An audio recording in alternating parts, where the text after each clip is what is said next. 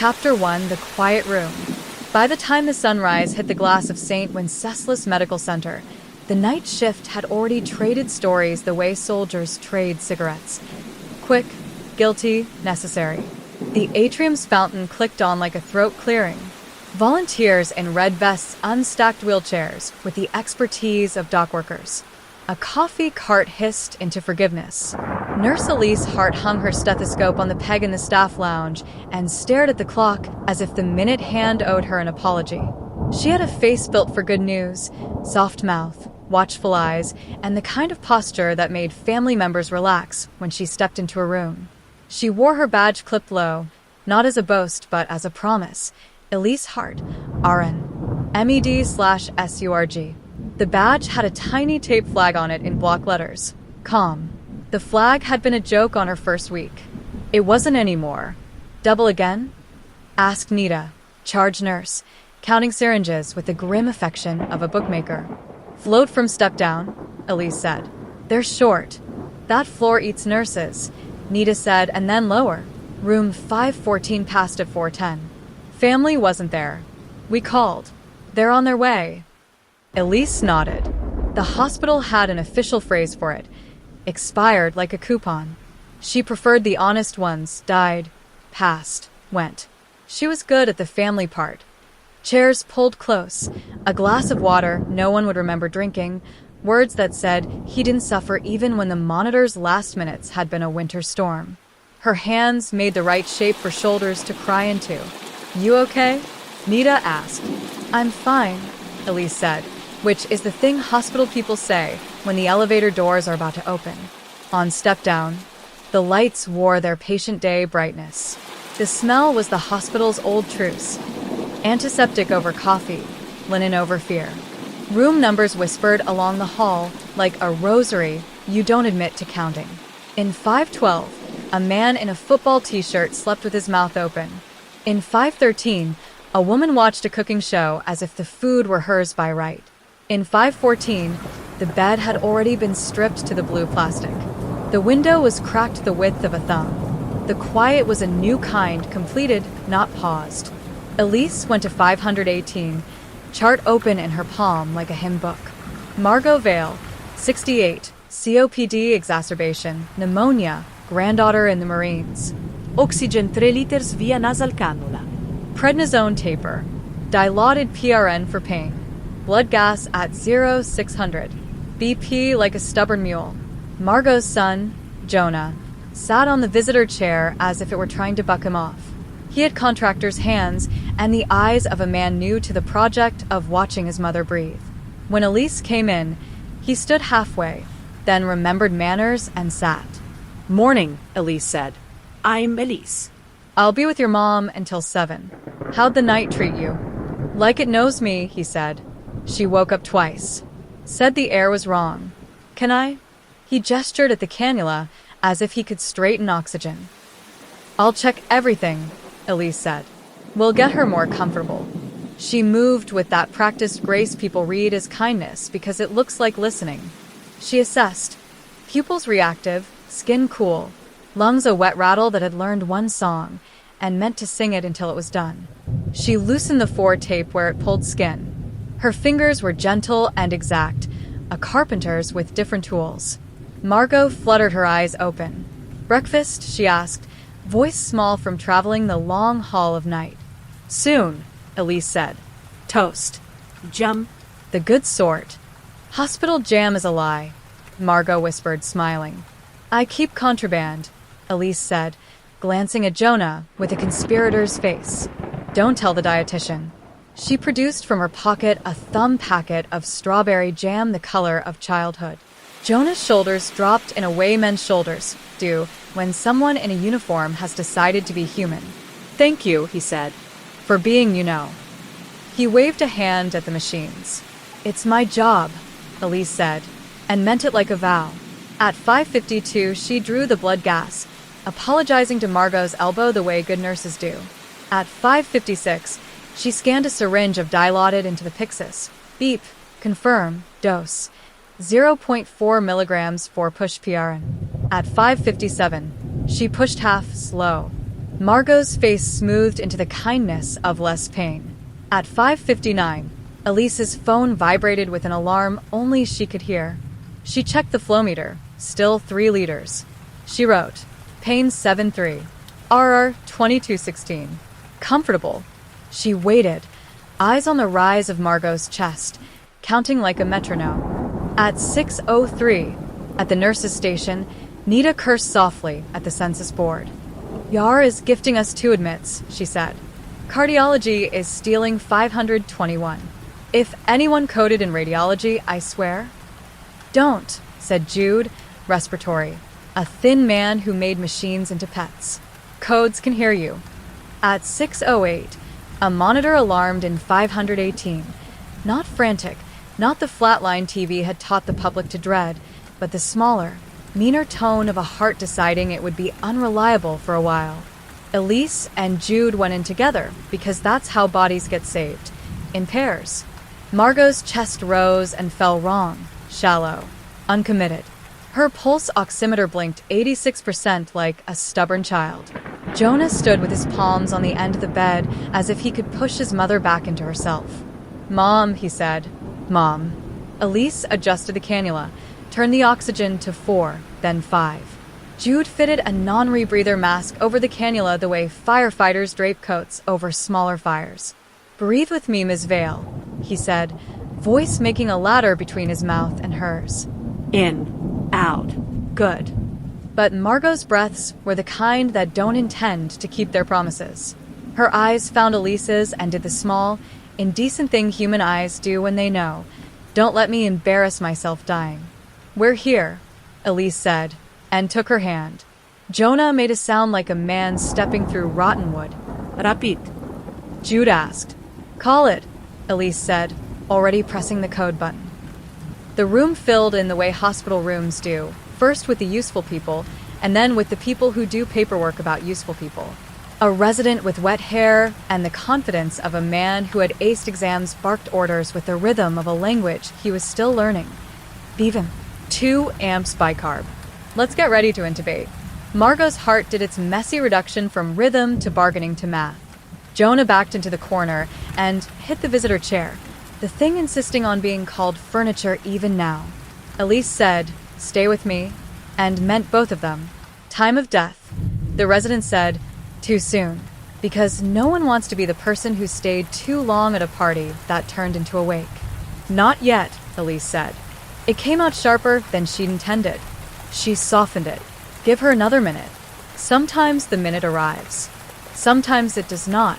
At 6:21, after 3 rounds of epinephrine and a prayer Father Miguel did in his head without bothering God about it out loud, the rhythm strip became a straight line board of its job.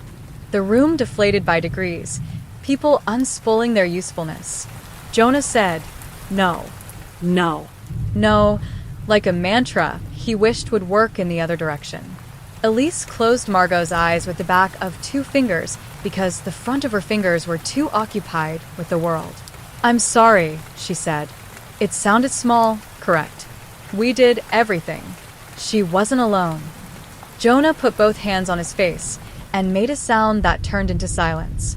When he took them away, his eyes had the raw, focused look of men who have remembered they still have errands.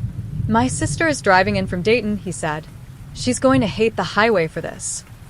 We'll call, Elise said. She smoothed the sheet and straightened the mask away, as if she were allowed to tuck death in. Outside the room, the corridor reset itself around the fact of another absence. Wheels rolled, phones chirped. A med student kept walking while crying in a way that meant she would be a good doctor, if she learned where to put all that and not ruin herself. Jude leaned against the alcove wall and breathed in time with the room, then let his exhale go like a bird he had raised and decided to release. 2 in a night, he said to Elise. 514 and now 518. You're going to start a rumor. She knew he meant nothing by it. She also knew rumors arrive before meaning does. Don't, she said a little too quickly. Nita, at the station, flipped through charts with the speed of a blackjack dealer who didn't owe the house anything. Get your late meds into 512 and 513, she said without looking up. And when the family for 514 gets here, Elise, can you? I will, Elise said.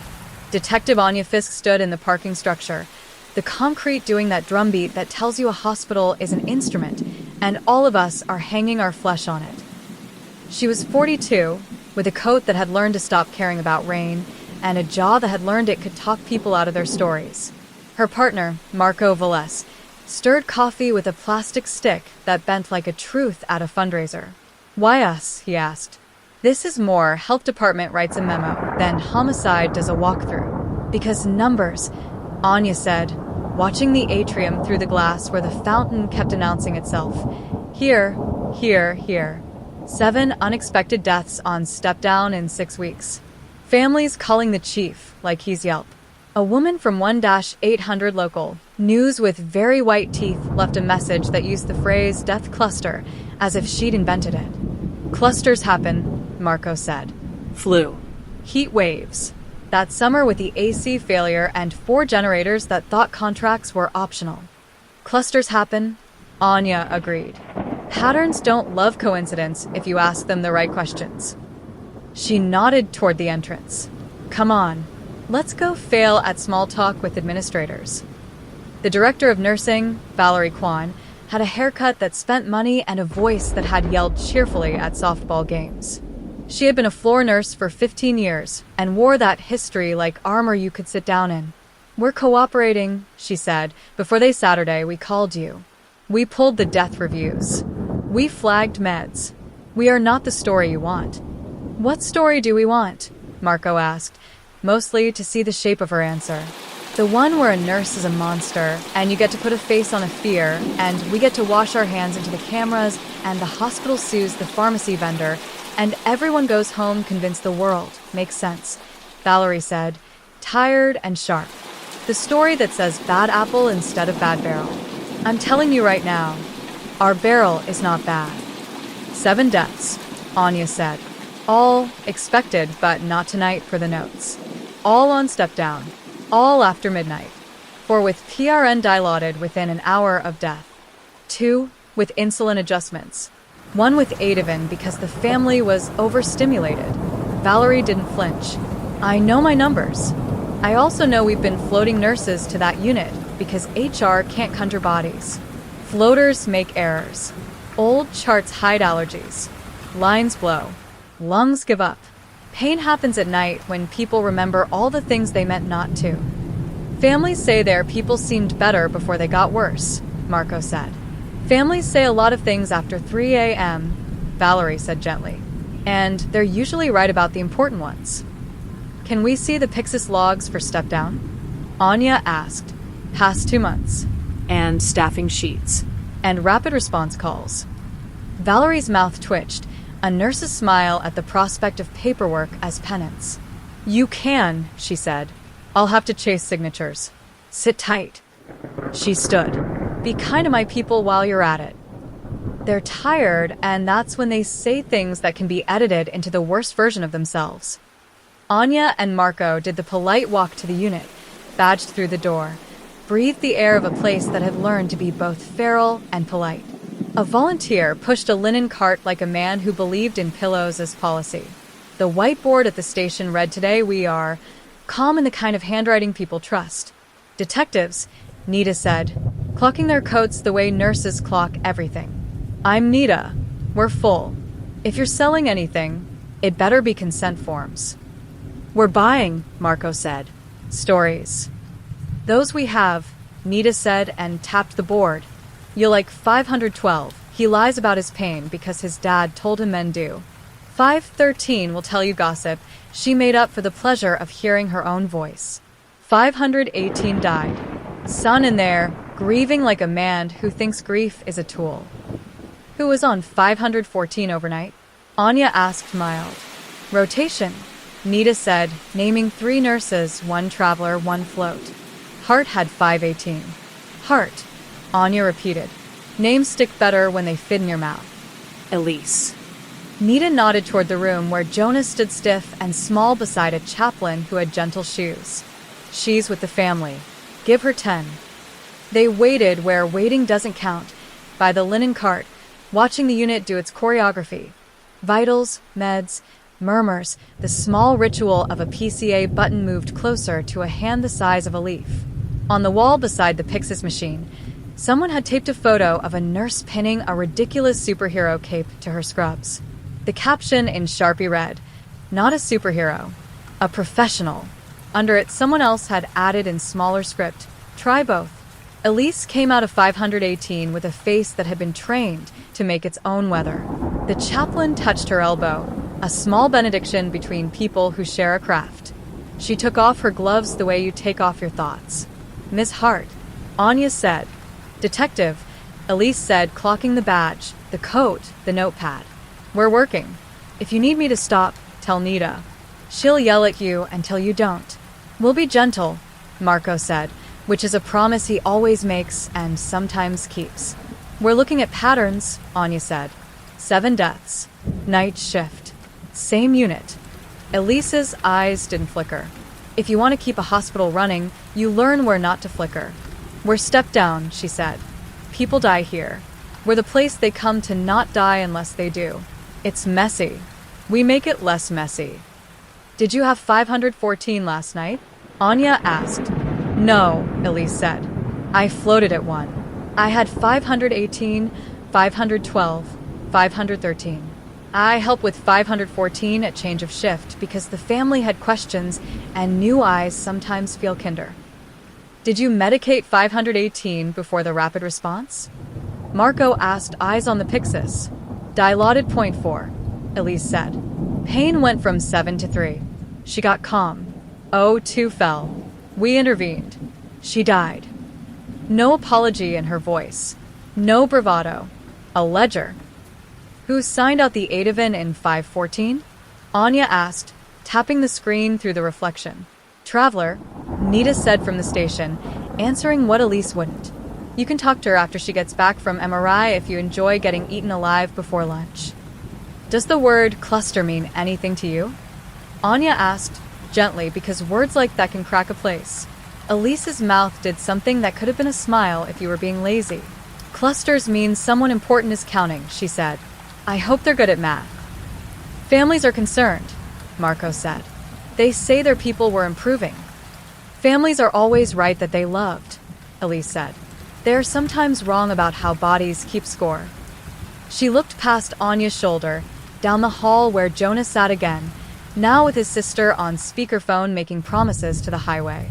"We're good at our jobs," she said softly, "and we're tired.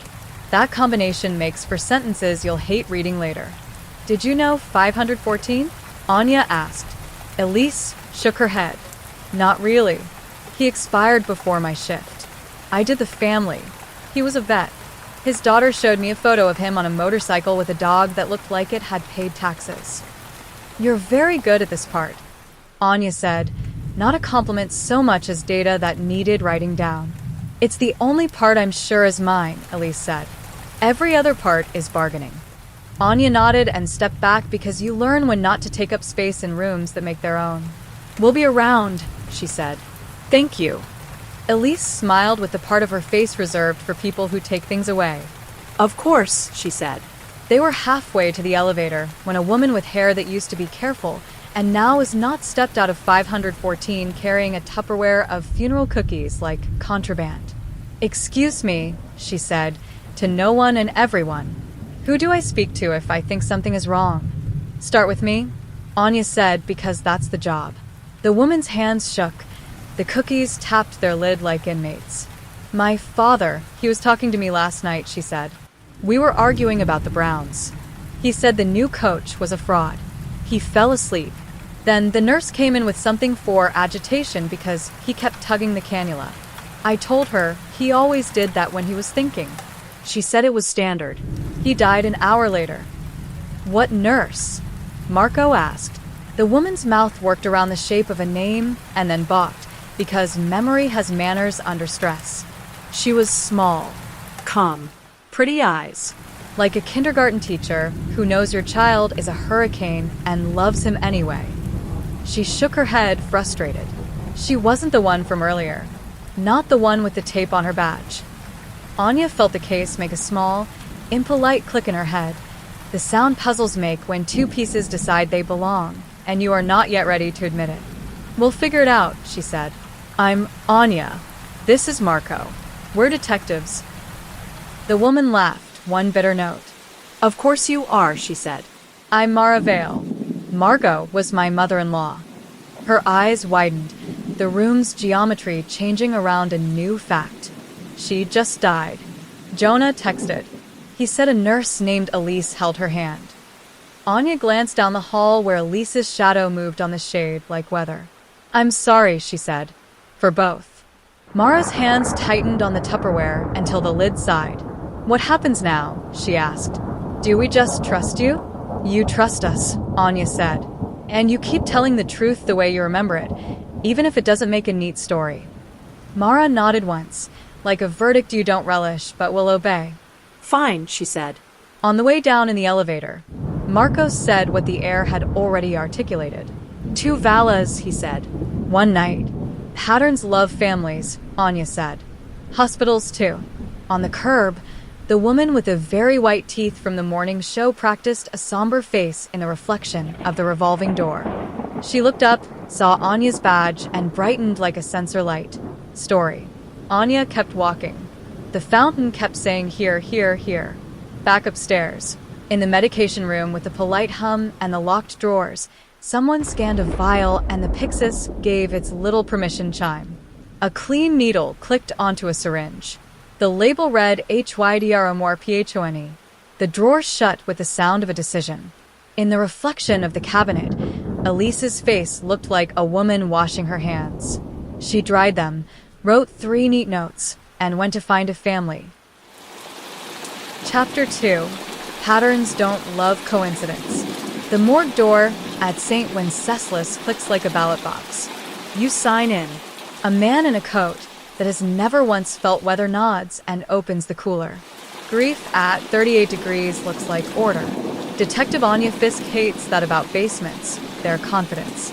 We can hold 2 for autopsy under statute if you give me a reason, the hospital pathologist said, eyes on the floor plan of the day. But I'm not a vending machine. Hold 514 and 518, Anya said.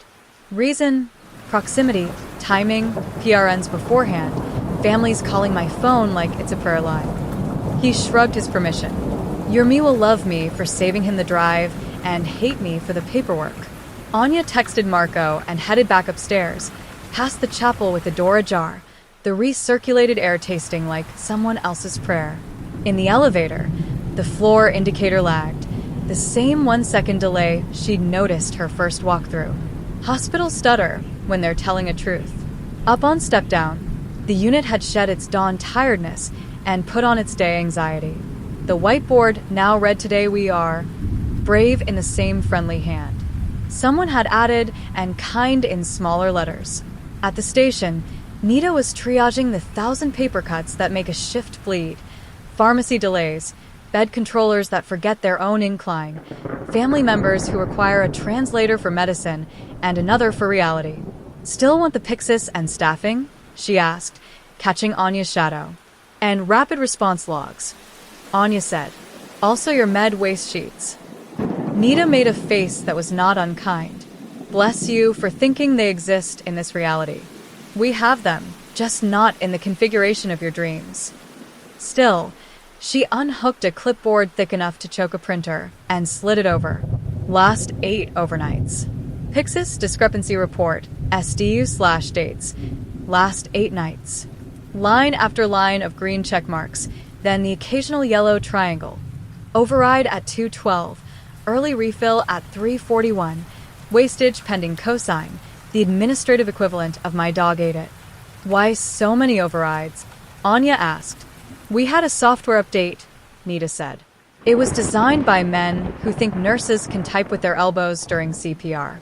Also, radiology thinks step down is storage and steals our pumps. Also, God. She flagged a page with her highlighter. Here, night before last.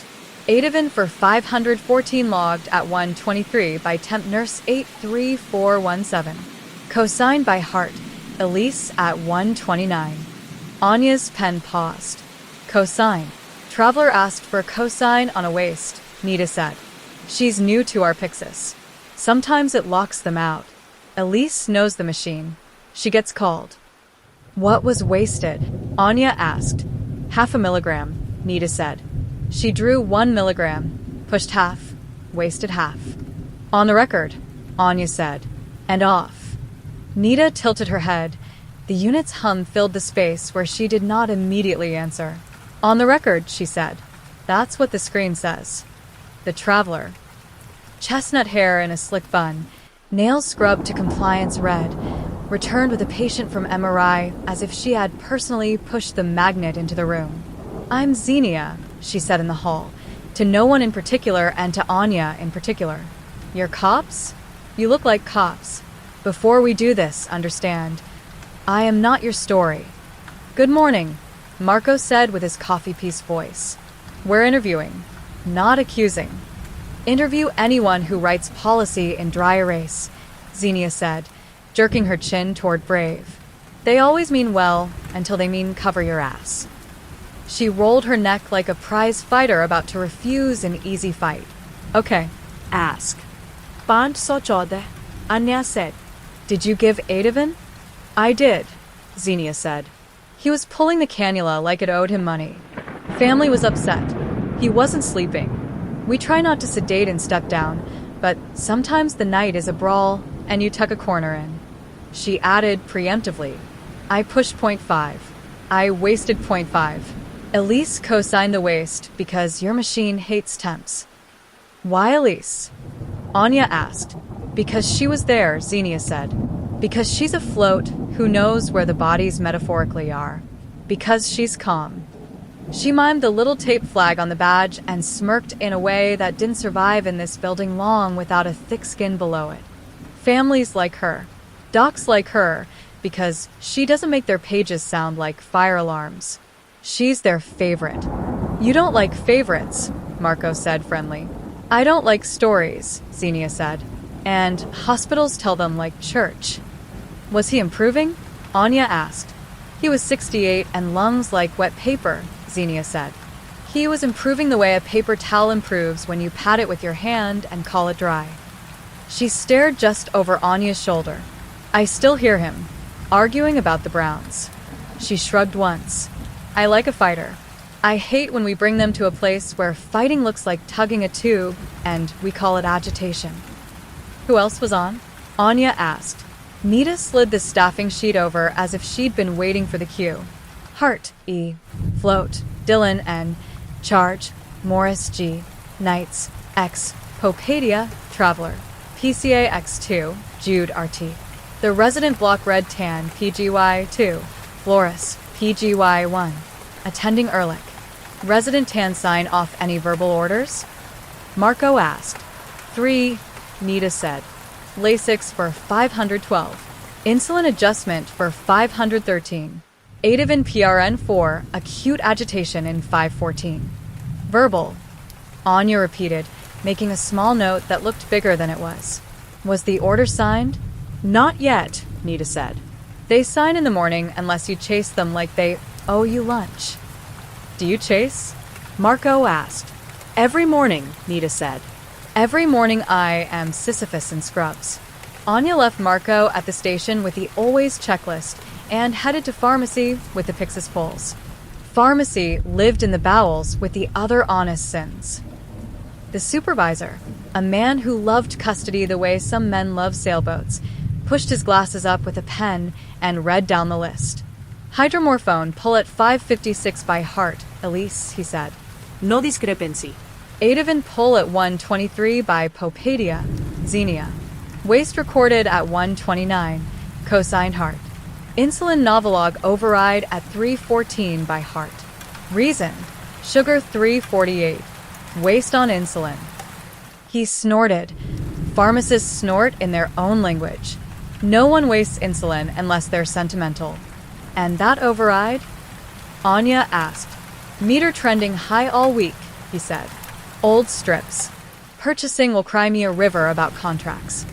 I want camera stills from the med room, Anya said. His face did the math. We erase on a rolling 7 days, he said. You're lucky. travel nurse stole a vacuum 2 nights ago in ICU and security bumped retention to 30. Send a request. Security was 2 floors up and a species apart. Ex-cops and men who wished they were cops, and one woman who had learned to speak into a radio like a spell. She queued up the hallway cam from 1:15 to 2 o'clock, and they watched colorless silence do hospital things. PCAs ferrying urinals, transport pushing a bed within 4 pole that had learned to enjoy speed. A resident in socked feet because shoes are for people who go home. At 1:22, the medroom door opened. Xenia went in, hair a thin line under fluorescence. At 1:29, Elise went in. At 1:34, Xenia came out with a syringe in the yellow sharps box, the universal choreography of waste. At 1:36, Elise came out, pulled her badge lanyard once like a man rings a bell to test a hinge, and went toward 514. Anya leaned forward, elbows on her knees. Zoom. The guard obliged. Pixels turned into larger, more committed pixels. Elise's face stayed composed in the way faces learn to be when they are made to live under fluorescence. No Heri, no guilt. Just a person on the night shift moving through the river toward a room where a man was arguing sports with his daughter and practice whispering his way toward dawn. The timestamp, silent and impartial. 1 hour 37 minutes and 48 seconds. How long was she inside? Anya asked. The guard scrubbed, playhead inching. 1 hour 51 minutes and 10 seconds. Elise came out, hand on the door jamb as if reminding her body who it belonged to, and went down the hall in the direction of 518. At 5 hours 56 minutes and 22 seconds, the medroom saw Elise again, scanning the hydromorphone. At 6 hours 9 minutes and 10 seconds, a cluster of bodies poured in the general direction of an alarm in 518. The footage was neutral, and so were the logs. A little story, no adjectives. Anya folded it into her head next to the family's adjectives and the Pyxis nouns, and left the office with the resolve to hate easy answers twice, as much before lunch. There is a posture to a nurse's lounge at 7:15, an arc of exhaustion, a constellation of coffee, the soft ritual of compression socks peeled under a second-to-last fluorescent light. Elise sat at the end of the table, hands around a mug that knew secrets. The TV in the corner silently captioned the white teeth anchor. Death cluster? Local hospital under scrutiny. Someone had taped a sticky note over the Chirin that said a no. It kept trying to scroll out from under the sticky and failing, which felt like an omen and a mercy. You talked to the suits? Gloria, Nightshift, asked. She was 55 and had seen more cycles of panic than the chemistry analyzer. Detectives, Elise said. They were kind. They ever are? Gloria said. Last time I saw a detective in here, I was 27, and he was pretty and dumb, and I married him for a year. Nita stuck her head in. Staff meeting at 10:30, she said. Kwan wants us all in a room to practice speaking one language. Bring your worst opinions and your nicest faces. Elise nodded. She kept her worst opinions folded like pocket maps, and her nicest face was just her face. She checked the clock again. She hasn't stopped since adolescence. Hours are inventory when your job is proximity, and found the minute hand sympathetic for once. Almost off. Her phone buzzed. A text from an unknown number. They're going to make a story out of you. The number looked like a temp phone, randomness masquerading as pattern. Elise stared at it for a full 8 seconds, thumb hovering in that guilty pause where replies are born. She deleted it. That's a kind of reply. She signed off her notes and did the thing she does better than almost anyone, the quiet room. You wash your hands. You tie your hair again. You go in and you hand a family their next hour. Jonah and his sister were there with their mother's things in a hospital bag designed by someone who had never needed it. A book, a wallet, the strawberry jam packet not used. The chaplain had left 2 chairs dangerously close to each other. Everyone smelled like coffee gone to confession. Do we have to? The sister, Anna, started, and then failed at noun choosing. Decide things. Not today, Elise said. The funeral home will help. We will help. Today is for remembering and for hating the parking garage. Anna laughed in that way grief has small, suspect human. She would have liked you, she said. She would have given you advice about nothing that matters and you would have thanked her as if it were oxygen. She did anyway, Elise said. We talked about jam. Jonah looked at the bag, like it was an animal that might bite. They said detectives are here, he said. About Dad's floor? 514. Elise kept her face calm because the tape on her badge asked her to. They're looking at patterns, she said. Sometimes looking helps. Sometimes it doesn't. Either way, they will try to be kind and fail sometimes. We will try and fail better. Anna's eyes found Elise's, with too much acuity for this hour. You were with her, she said. Thank you. Elise took the thanks and folded it where they go. When she left the room, her face relaxed. Faces snap back to their default when they can. She ducked into a supply closet. Their cathedral stood among gloves and gowns and saline that wishes it were more, and allowed herself 1 minute. She set her phone on the shelf. The unknown number sat in her recent, like a mistake you could still pretend not to have made. She thought of tapping who is this and didn't. She thought of texting stop and didn't.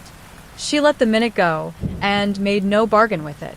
Marco found Jude in the respiratory supply alcove tenderly abusing a BiPAP mask with warm, soapy water. How many of these can you wear at once before you die? Jude asked, asking for a friend with 6 vents and a tantrum. Help me with a math problem, Marco said. If a nurse gives a patient 0.5 milligram of Ativan at 124 and the patient dies at 243, what do you call it? A morning, Jude said. Then, seeing Marco's face not doing its I'm charming, don't be mad thing. We also call it suspicious, if you say it that way. Do you know Elise? Marco asked.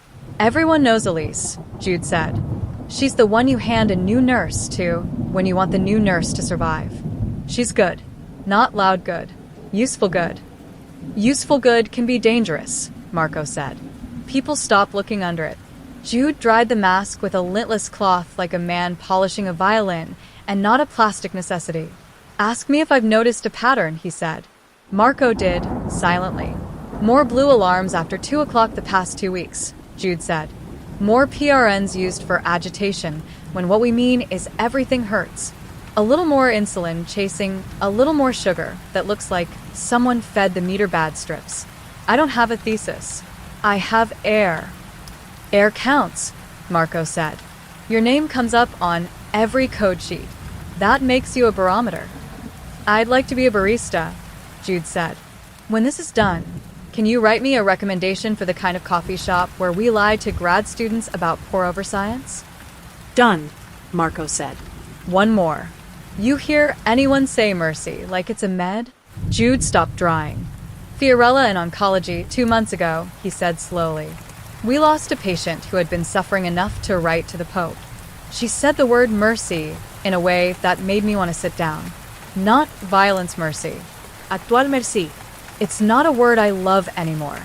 It gets misused with good intentions. Nightshift mercy, Marco said, half to himself. Jude looked at him hard. If that's your headline, shoot it in the head. By early afternoon, Valerie Kwan had inveigled an auditorium for a staff forum. PR had parked a tray of cookies no one had the palate for. The first question from the floor was a version of how dare you, and the 5th was a version of help. Valerie walked the line like the old floor nurse she is, granting grace in 10-second increments, refusing to say cluster, saying pattern and review, and we called them as if that mattered.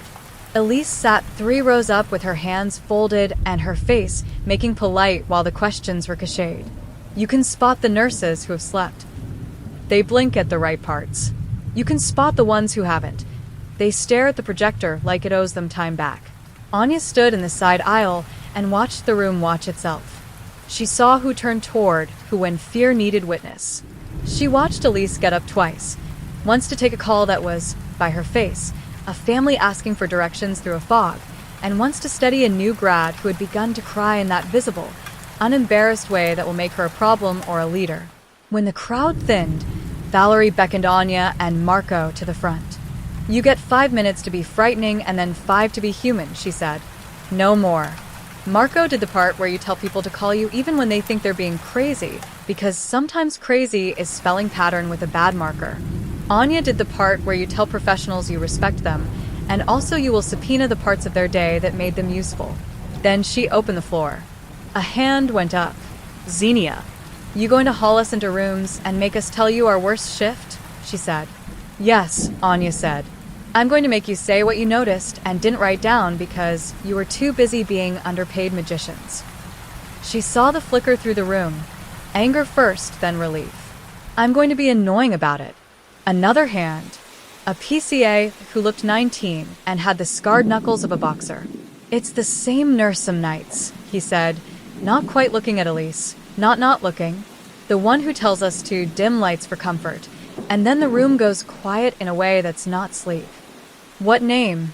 Marco asked, neutral. The kid swallowed. "Heart," he said. "Elise." Silence behaves differently in hospitals. It's not absence, it's tria. Every head pulled an inch away from itself. Elise did not turn her head. She stood and walked down to the mic, as if it were a med cart. "I want to answer," she said. Her voice carried in that bizarre way hospital acoustics make possible, low, patient. "When I say dim lights for comfort, I am telling the room we're going to stop pretending this hurts less because it's bright. I have signed out meds appropriate to orders, and I have done my job. I do not kill people." She looked right at the PCA. "If you think I do, you should say it to my face, and then to the board." The kid's ears went red. "I'm sorry," he said. "In that way, that isn't exculpation so much as a symptom. I'm just, people keep dying." Valerie stepped in like a bouncer at a seminar. "We're done with that part," she said. "We're going to break into groups and eat cookies as if sugar understands us." The crowd sluiced into smaller rivulets of opinion. Elise walked straight to the kid and put a hand on his arm and said something private and generous. His shoulders came down an inch. Anya filed it. She tensed the threat instead of avoiding it. It's a leadership style. It's also what people do when they need the story to return to the track. In the hall, Valerie cornered Anya with a printed lab result. "This came back on 513, she said. "Morning draw after an overnight high. Serum insulin elevated, C-peptide normal." "I am not an endocrinologist," Anya said. "Translate, please." "Exogenous insulin," Valerie said. "Not hers." She lowered her voice further. "She's not a diabetic." Anya took the lab paper the way you take a note handed over a pew. "And who charted insulin at 314? Valerie didn't look at the paper. "Heart," she said. "Reason?" Anya asked. "Sliding scale. Kitchen error with tray yesterday afternoon. Sugar spike."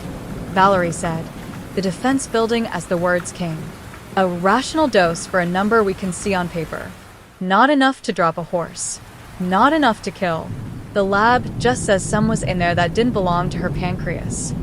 "Meter trending high," Anya said. "Old strips. Purchasing will fix it the minute after they find a vendor who wins at golf with them," Valerie said, weary. "Meanwhile, my nurses are the ones who bleed for it."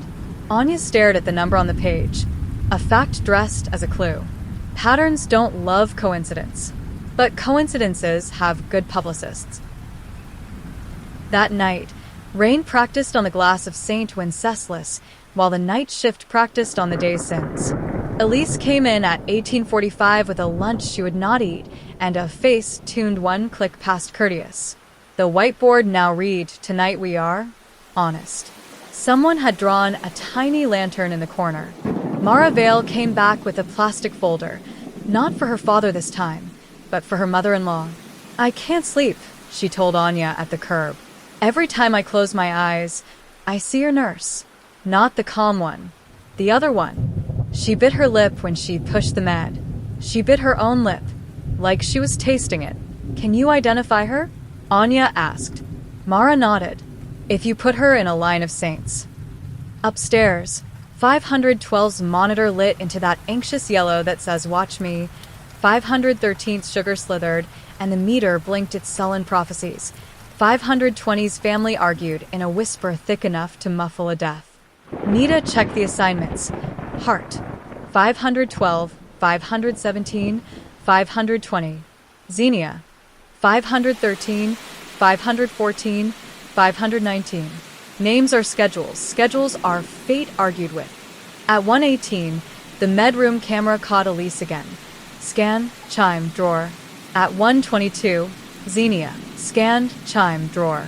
At 1:31, lights dimmed in 5:20. At 1:39, quiet in 513 felt like someone had forgiven a debt.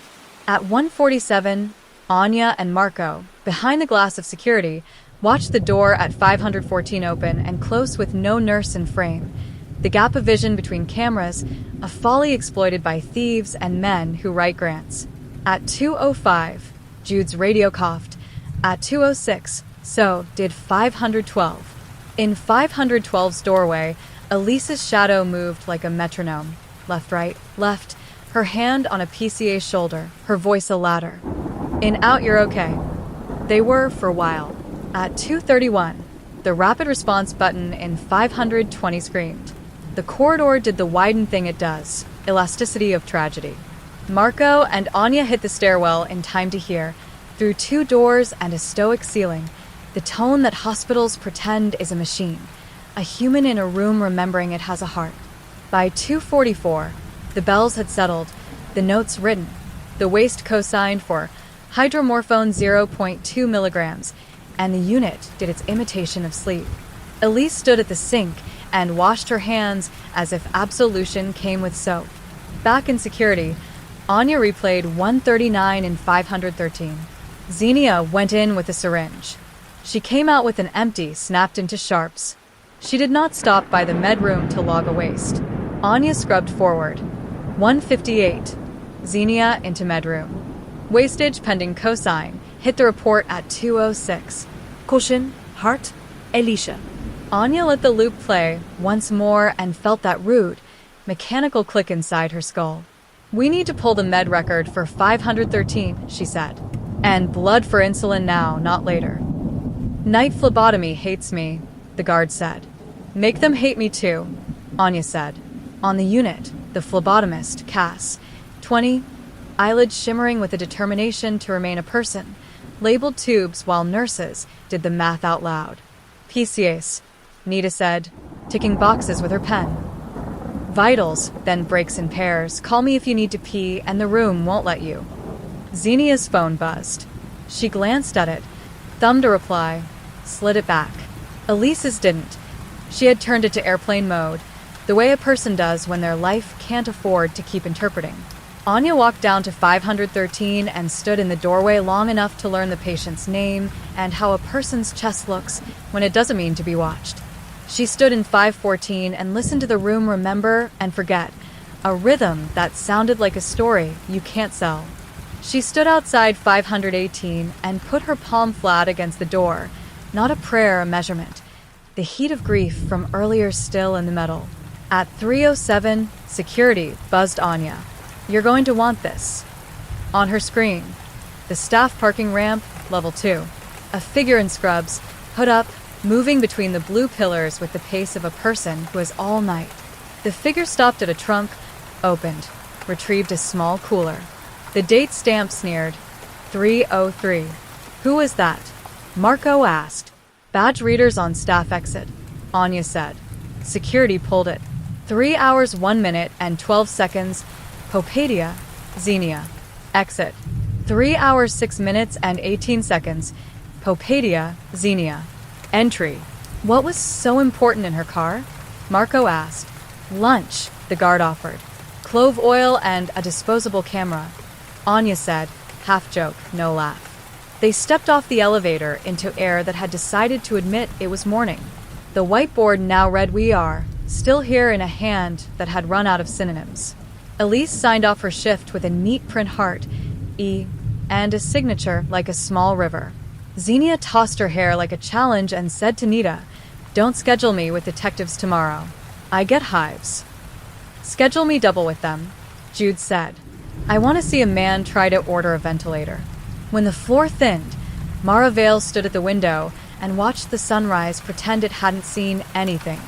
She looked at Elise's badge as Elise handed her a form with lines designed by a committee that feared handwriting. The tiny tape flag that said "Calm" caught the light. Mara tilted her head. It wasn't you, she said suddenly, out loud enough to startle herself. Last night, in my father's room, It was the one who bit her lip. Elise's face did a small human spasm and then behaved. "There were 3 of us in and out," she said. "I won't guess. That's the detective's job." She looked down the hall where Anya stood as if the doorway were listening. And they're good at it. In the admin suite, Valerie Kwan handed Anya a new printout with the reluctance of a woman giving up a grudge she respects. "Blood from 513, she said. "Insulin elevated. C-peptide low. Again, you're going to ask me if we could have caused that.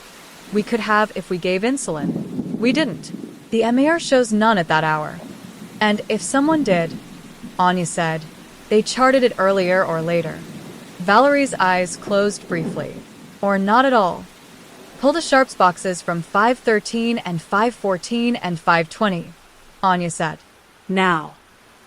"Environmental will have a fit," Valerie said. "Tell them it's my fit," Anya said. Down in environmental services, a woman named Lucy in a green polo gave them a look that could strip paint and handed over 3 red bins with the satisfaction of a queen-granting audience. "Don't stick yourselves," she said. "Everyone wants to talk policy until they bleed." Anya and Marco carried the bins to a conference room that looked like a small war thinks it has rights. They donned heavy gloves. Marco popped a lid and used tongs to lift syringes like rare birds. They bagged.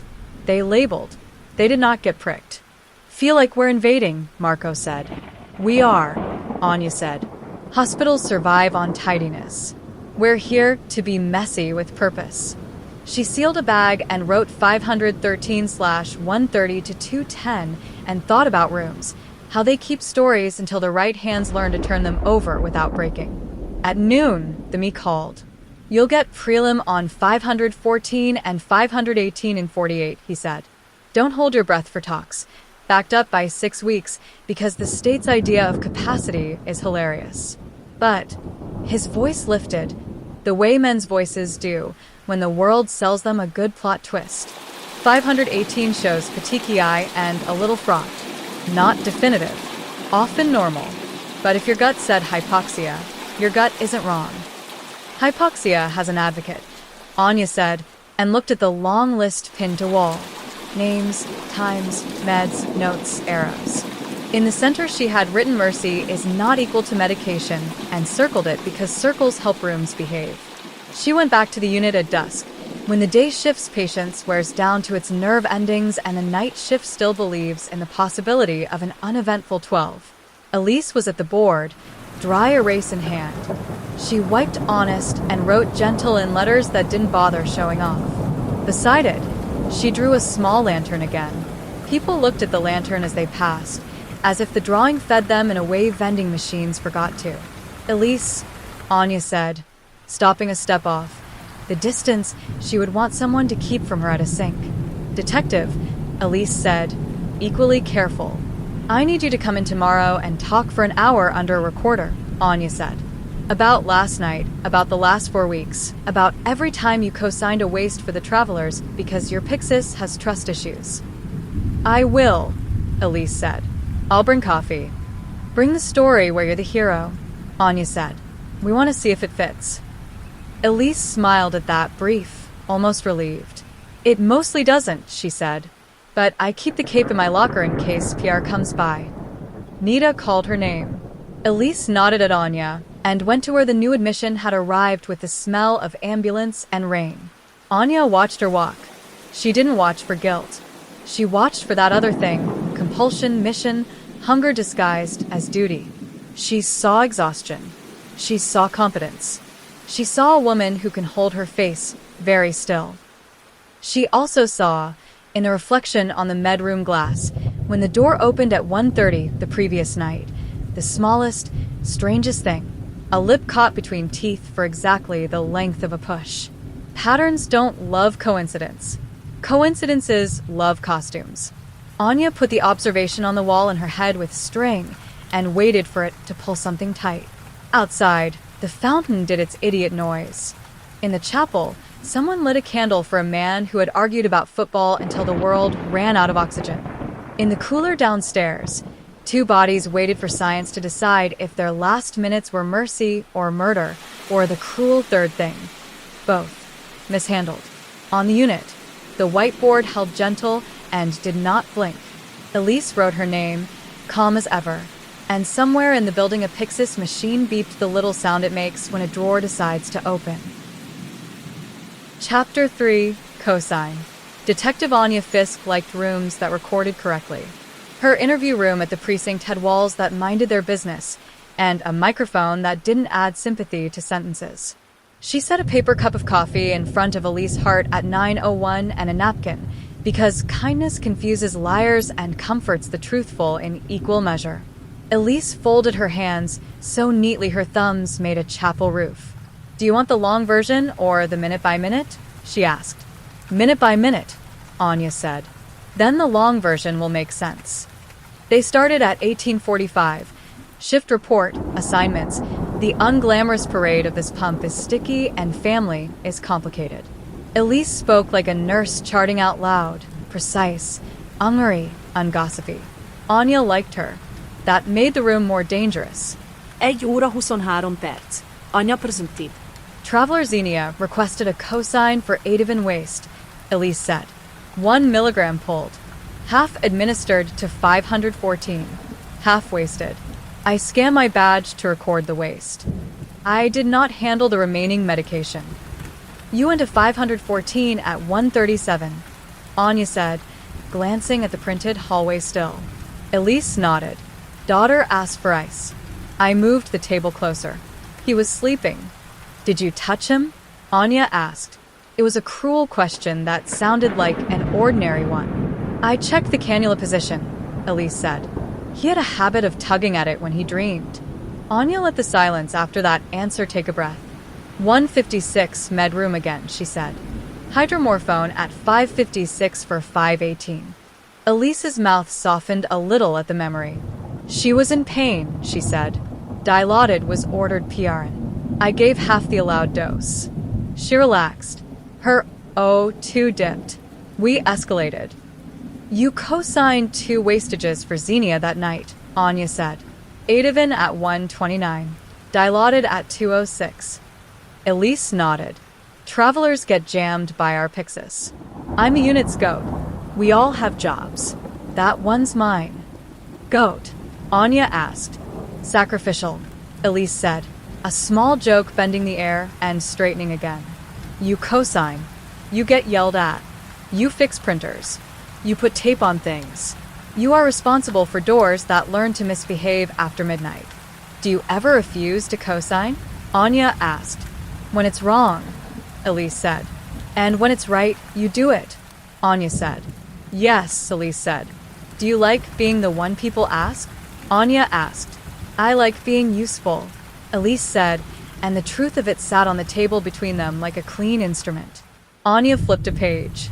3 weeks ago, you overrode insulin at 3:14 on a patient with a sugar spike, but no diabetes, she said. Elise leaned forward a fraction, a teacher correcting a method. Dietary sent a regular tray, she said. Patient ate. She spiked to the 300s. Resident wrote a one-time order. Our meter ran high. I gave 2 units, not enough to hurt a houseplant. The morning sugar was 180. That's a chaplain's blood glucose. Her labs this week show exogenous insulin. That could be mine. It could be anyone's who followed a sliding scale. It wasn't a murder dose. She stopped herself and smiled ruefully. I shouldn't say murder in here. You can say anything, Anya said. I'll be the one later who decides which words get to keep their outfits. Elise looked at the cup she hadn't touched. I don't kill people, she said, and didn't flinch when the room kept echoing. Anya made a note for herself, not the file. Doesn't perform innocence. Some people mistake that for guilt. It's often fatigue. She closed the notebook. We're going to keep asking you to talk, she said. It's going to feel like we want you to perform what a good nurse looks like. We don't. We want the parts that don't make TV. Elise exhaled through her nose, a laugh's ghost. TV nurses have clean shoes, she said. I'll bring mine next time so you can see how the day sticks. When Elise left with her shoulders arranged for a hallway, Marco came in with a paper bag that smelled like a diner forgiving you. Pharmacy, he said. We pulled lot numbers on Ativan and stepped down. Guess what our traveler's wastage says? Tell me it says saline, Anya said. It says lot 7 FMA, Marco said. Normal. But the plunger on the wasted syringe fluoresces under UV. Dye? Anya asked. Compounding pharmacy uses a tracer in some audit kits, Marco said. Quan swears they didn't issue any to step down. The bin that fluoresces is the one we took from 514. Anya stared at the bag as if it would confess. So someone had tracer on their gloves, she said. Or someone is using syringes not from this floor. Or they like arts and crafts, Marco said. Also, security got you your lineup. In a conference room that had taught 1,000 PowerPoints to die with dignity, 6 nurses sat in a row, shoulder to shoulder under lights that don't flatter. 2 were travelers, one a per diem who wore her badge like defiance, one a veteran whose bun had seniority, one a new grad with the look of someone who breaks down after, and Elise, calm tape and all. They faced a glass that wasn't a mirror and tried to remember how to sit like a person not waiting to be pointed at. Mara Vale stood behind the glass, hands on her Tupperware like a talisman. Anya stood beside her with the kind of posture that doesn't bully, but also doesn't allow confusion about the direction of the day. Take your time, Anya said. Mara looked, then looked away. Faces in rows are unnatural. She looked back without prompting. She squinted, surprised by her own sureness. Number 3, she said. She bit her lip when she pushed. She pressed her own lip, a demonstration that turned her into a child for half a second. I remember because my father made fun of me when I used to chew mine. He would have said something about it if he had been, She stopped, breathed, started again. Number 3. Thank you, Anya said. Number 3 was Xenia Popadia. Elise did not look at the glass. She looked at her lap. This, too, Anya filed. Doesn't need the audience. After, in the hall, Valerie cornered Anya with a laminated smile and a real frown. You just put my staff through a parade, she said. You asked me to get this right, Anya said. I asked you not to turn my unit into a show, Valerie said. She exhaled, a truce. Fine. You got an ID. Now what? Now I put a shadow on Popadia, Anya said. And I put a longer one where your Pyxis lives. Do it without ruining the night, Valerie said. Or ruin it only for people who deserve it. That afternoon, the medical examiner called with a voice that enjoyed not being wrong.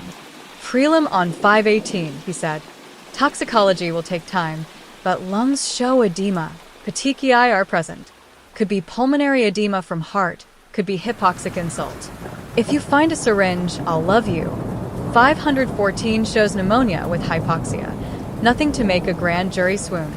Neither screams homicide. Both whisper maybe. Whispers count, Anya said. I'll bring you bins of needles until you move your furniture around them. She hung up and dialed pharmacy.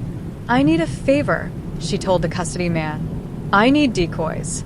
Ativan vials with saline, hydromorphone with tracer that lights up like a Christmas apology, insulin pens we can track from a mile away. He whistled a pharmacist's dirge. You want to sting inside a hospital. I want to learn, Anya said. And I want you to set the table. They arranged it, quietly, with Quan's knowledge and Nita's complicity and security's grateful malice. 2 decoy Ativan vials with tracer rings on their undercaps, placed in the step-down Pyxis with lot numbers indistinguishable to the casual thief. A hydromorphone vial marked in the paperwork with an asterisk no one could see on the label. 2 insulin pens with serials recorded and caps dusted with a powder that transfers to skin like rumor. If this goes sideways, Valerie said, you get to stand up in front of my staff and explain why we turned a med cart into a trap. If this goes sideways, Anya said, we'll all be in the paper tomorrow under a word I don't prefer. I'd like to pick the story instead. Night fell the way it learns to around hospitals, without ceremony, all at once. The whiteboard read, Tonight we are, tidy in handwriting that had had enough. Nita assigned, Heart, 512, 515, 517. Popadia, 513, 519, 520. Jude kissed a BiPAP machine on its plastic forehead and whispered, Do not make me panic in the hall, which is respiratory liturgy. Anya and Marco set up in security with coffee and a decision. Watch and keep your faces quiet. The guard killed the lobby feeds. No one needed to see the fountain bed. 112, Xenia to med room. Scan. Chime. Driver 3, ativa. File out. She left without looking up, body arranged in confidence. 118, Elise to med room. Drawer 5, heparin flushes. Drawer 2, saline. Scan. Chime. Left. 124, Xenia into 513. Door closed. Anya's stomach made the mistake it always makes when watching a door. 131. Xenia out, syringe into sharps, gloves snapped off. She did not detour to waist. 136, Xenia into med room. Waist recorded at 139. Cosine prompt beeped. Waiting for cosine flashed like an accusation. 141, Elise into med room. She looked, paused, scanned her badge, tapped CO sign, watched the little green OK bloom, and left. Bait taken? Marco asked, nerves disguised as banter. Security rewound. Froze. Zoomed. The vial in Xenia's hand at 112. Lot 7 FMA, the decoy. Under UV, at security's desk lamp, the ring around its undercap glowed like a lie. Got her, the guard said, thrilled and ashamed. Maybe, Anya said. If the decoy had tracer in the waist, we know she drew from it. We don't know what she pushed. In 513, at 207, the sugar monitor chimed politely. 146, C. Valerie whispered over Anya's shoulder. Not a crash. At 241, the bed alarm in 519 chirped jealousy. At 250, Jude's radio coughed. 520 asked for a breathing treatment in the way people ask for a glass of water inside a fire. 258, 512 alarmed. Heart being inconvenient rather than dramatic. The unit was a braid, and the cameras caught only strands. At 303, the parking ramp again, Xenia to her trunk, the little cooler retrieved. Lunch, Marco said, softer this time. At 308, in Xenia's hand under the medroom light, an insulin pen, orange cap. She palmed it like a percussion instrument, quick. The Pyxis log, when Nita printed it 3 minutes later because Anya had asked her to on a text that said now, showed no insulin dispensed for 513 at that hour. Arrest her, Valerie breathed. Not yet, Anya said. We watch her hands. At 311, Xenia into 513. At 313, a PCA went in to empty a urinal, came out without looking. At 314, a resident's voice in the hall said, "Can you put him on 2 liters and call me in 20? At 320, Xenia out, capless pen in her pocket. The cool professionalism of a woman returning to a hallway that will not announce what she has done. Blood, Anya said. Get Cass. Cass, whose eyelids had gone from shimmer to resolve. Through the labs. The meter at bedside read 92. Jude nodded at the number like a man who has been insulted worse and forgiven it. We'll trend, he said.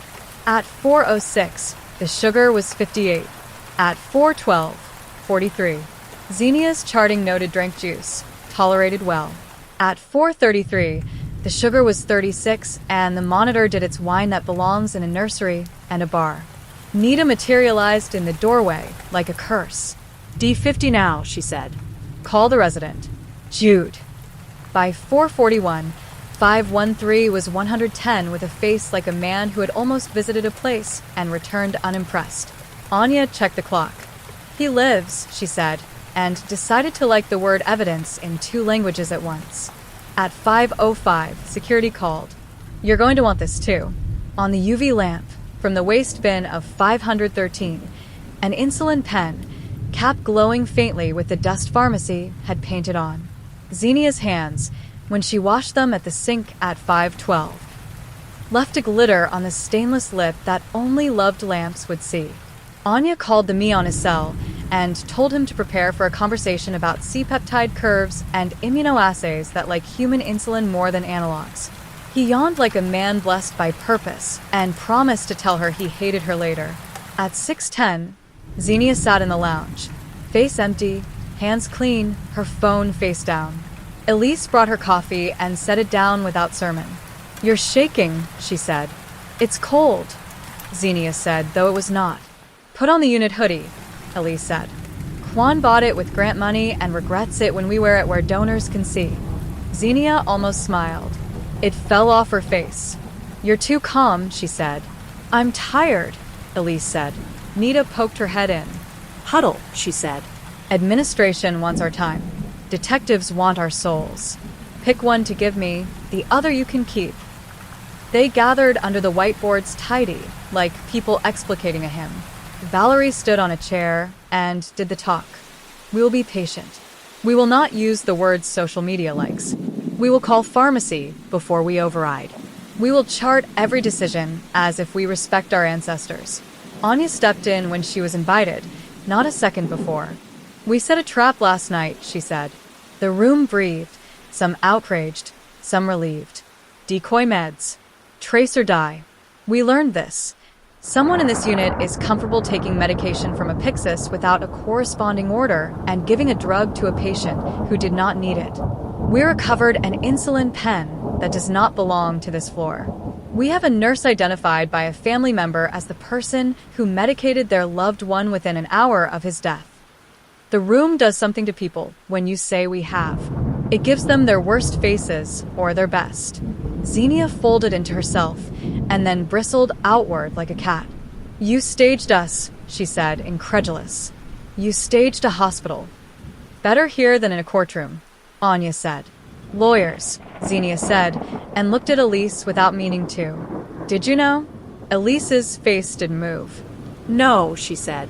Nita looked like a woman who had invented patience as a sport and was retiring undefeated. "We need to separate assignments," she said. "Until this is done. Xenia, you float to oncology. Elise, you stay. Everyone else, document, as if the Bible were interested. Detectives, pick the one nurse you want to talk to first, and let the rest of us get through rounds." "Popadia," Anya said. "Now." Security walked Xenia to a quiet office that wasn't an arrest and was a knock. Valerie sat with her, so the union wouldn't send thunder. Anya started with a soft question. "How old were you the first time a patient died on your watch?" Because people don't confess to murder, but they sometimes confess to origin stories, and you can walk the distance between. Xenia stared at the table, color and anger traveling her cheekbones like weather. 23, she said. He aspirated on pudding because his daughter insisted he liked pudding, and he didn't. I've been making up for it ever since. Anya nodded as if something delicate had been set down without breaking. Last night you took an insulin pen to 513, and you didn't chart it. I corrected a number, Xenia said. Your meters are trash. Your residents don't answer pages. The patient was high earlier. He needed it. At 3:12 his sugar was 146, Anya said. He did not need insulin. I work nights, Xenia said. We do what works. Did you give Ativan to 514 because he tugged his cannula? Anya asked. Yes, Xenia said. It's a hospital. We avoid restraints and then restrain with sedatives. It's ugly. It's legal. Did you waste half? Anya asked. I did, Xenia said. Elise co-signed. Because she's the saint of this floor. Did you ever take medication from your car? Anya asked. Xenia blinked. Lunch, she said. You can search my trunk. We will, Anya said. We already did. We found nothing you don't have a receipt for. She let that sit in the air, with a particular gravity. You are not the only story in the room. Xenia's jaw moved side to side, grinding back a sentence. You think it's me because I'm new, she said. Because I look like a nurse you can put in B-roll. I think it's you because your hands glow under my lamp, Anya said. But I thought it might be you before the lamp. And I think you're not the only one these rooms use. Xenia looked at her like she had said something illegal and correct. Talk to your Elise, she said. She floats. She co-signs. She's there when the quiet happens. And she never makes a face. She has tape on her badge that says calm, Anya said. Exactly, Xenia said. Elise sat on the smoking patio where no one smoked anymore but grief did, hands around tea she would not drink. Jude came out to return an inhaler to a coat pocket it hadn't asked to be in. "How many more of these until the story gets bored?" he asked the air. "I like boring," Elise said. "Boring will not have you," Jude said kindly. He watched her for a beat that would feel intrusive from anyone else. "You okay?" "I am about to be made into something," Elise said. "I don't get to pick the noun." "You get to pick verbs," Jude said. Keep, said, stayed. "Those are good." She smiled with half her face. "You sound like a chaplain," she said. "I'm a respiratory therapist," he said. "We rebrand air." They sat. Inside, the unit practiced being tidy. In security, Anya watched hands. In pharmacy, the custody man counted vials like prayers. Downstairs, the me sharpened a pencil over forms that increasingly admitted ambiguity. In the chapel, Mara lit 2 candles, not because religion had earned her, but because fire has good manners. Near noon, the lab called with a number like a verdict: serum insulin high, C-peptide low for 513 at 4:30. Anya wrote it on her wall with a circle. She wrote Xenia, ID by family with an arrow. She wrote Elise. Cosigns, present with an arrow. She looked at the arrows intersecting over a phrase she had written too early because she liked the sound and now hated it for being right. Nightshift mercy. Patterns don't love coincidence. Coincidences adore costumes.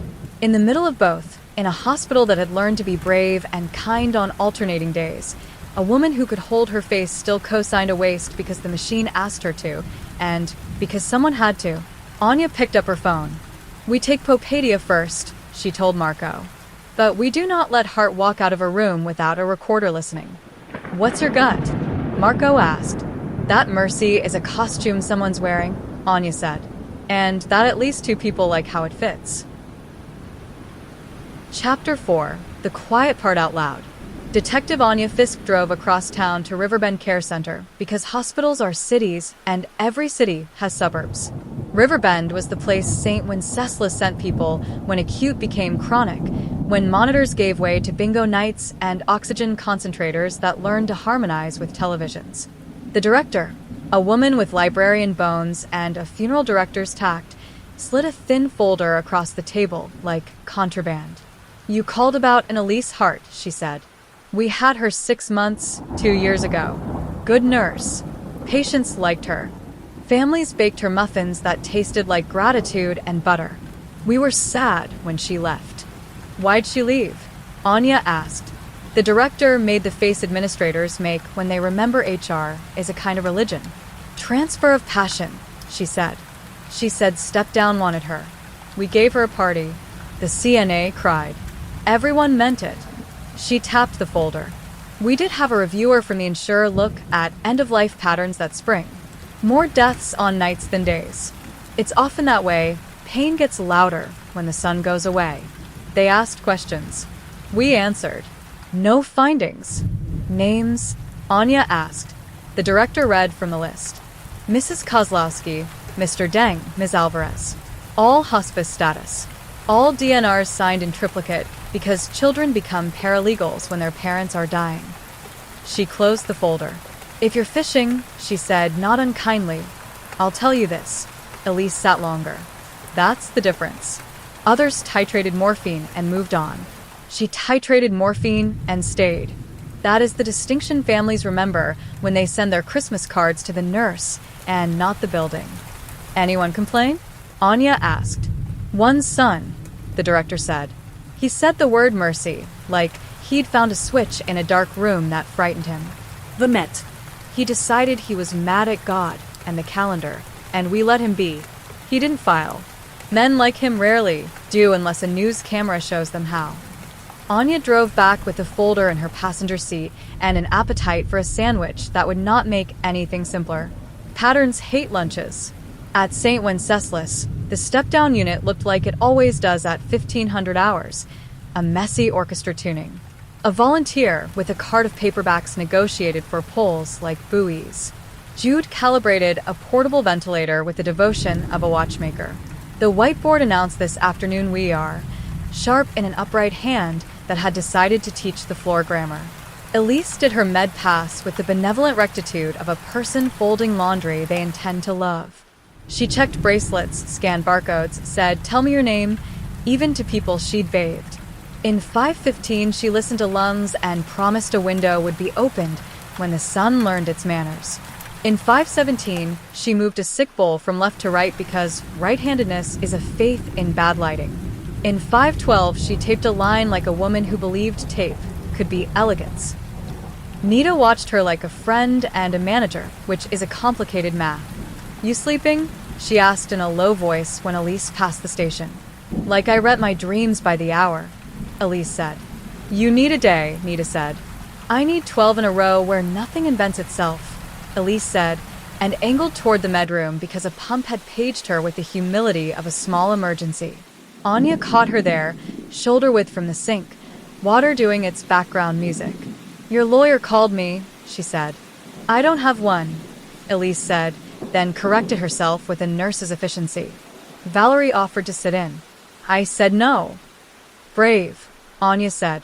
"Naive," Elise said, and then, without preamble, "Is it Xenia?"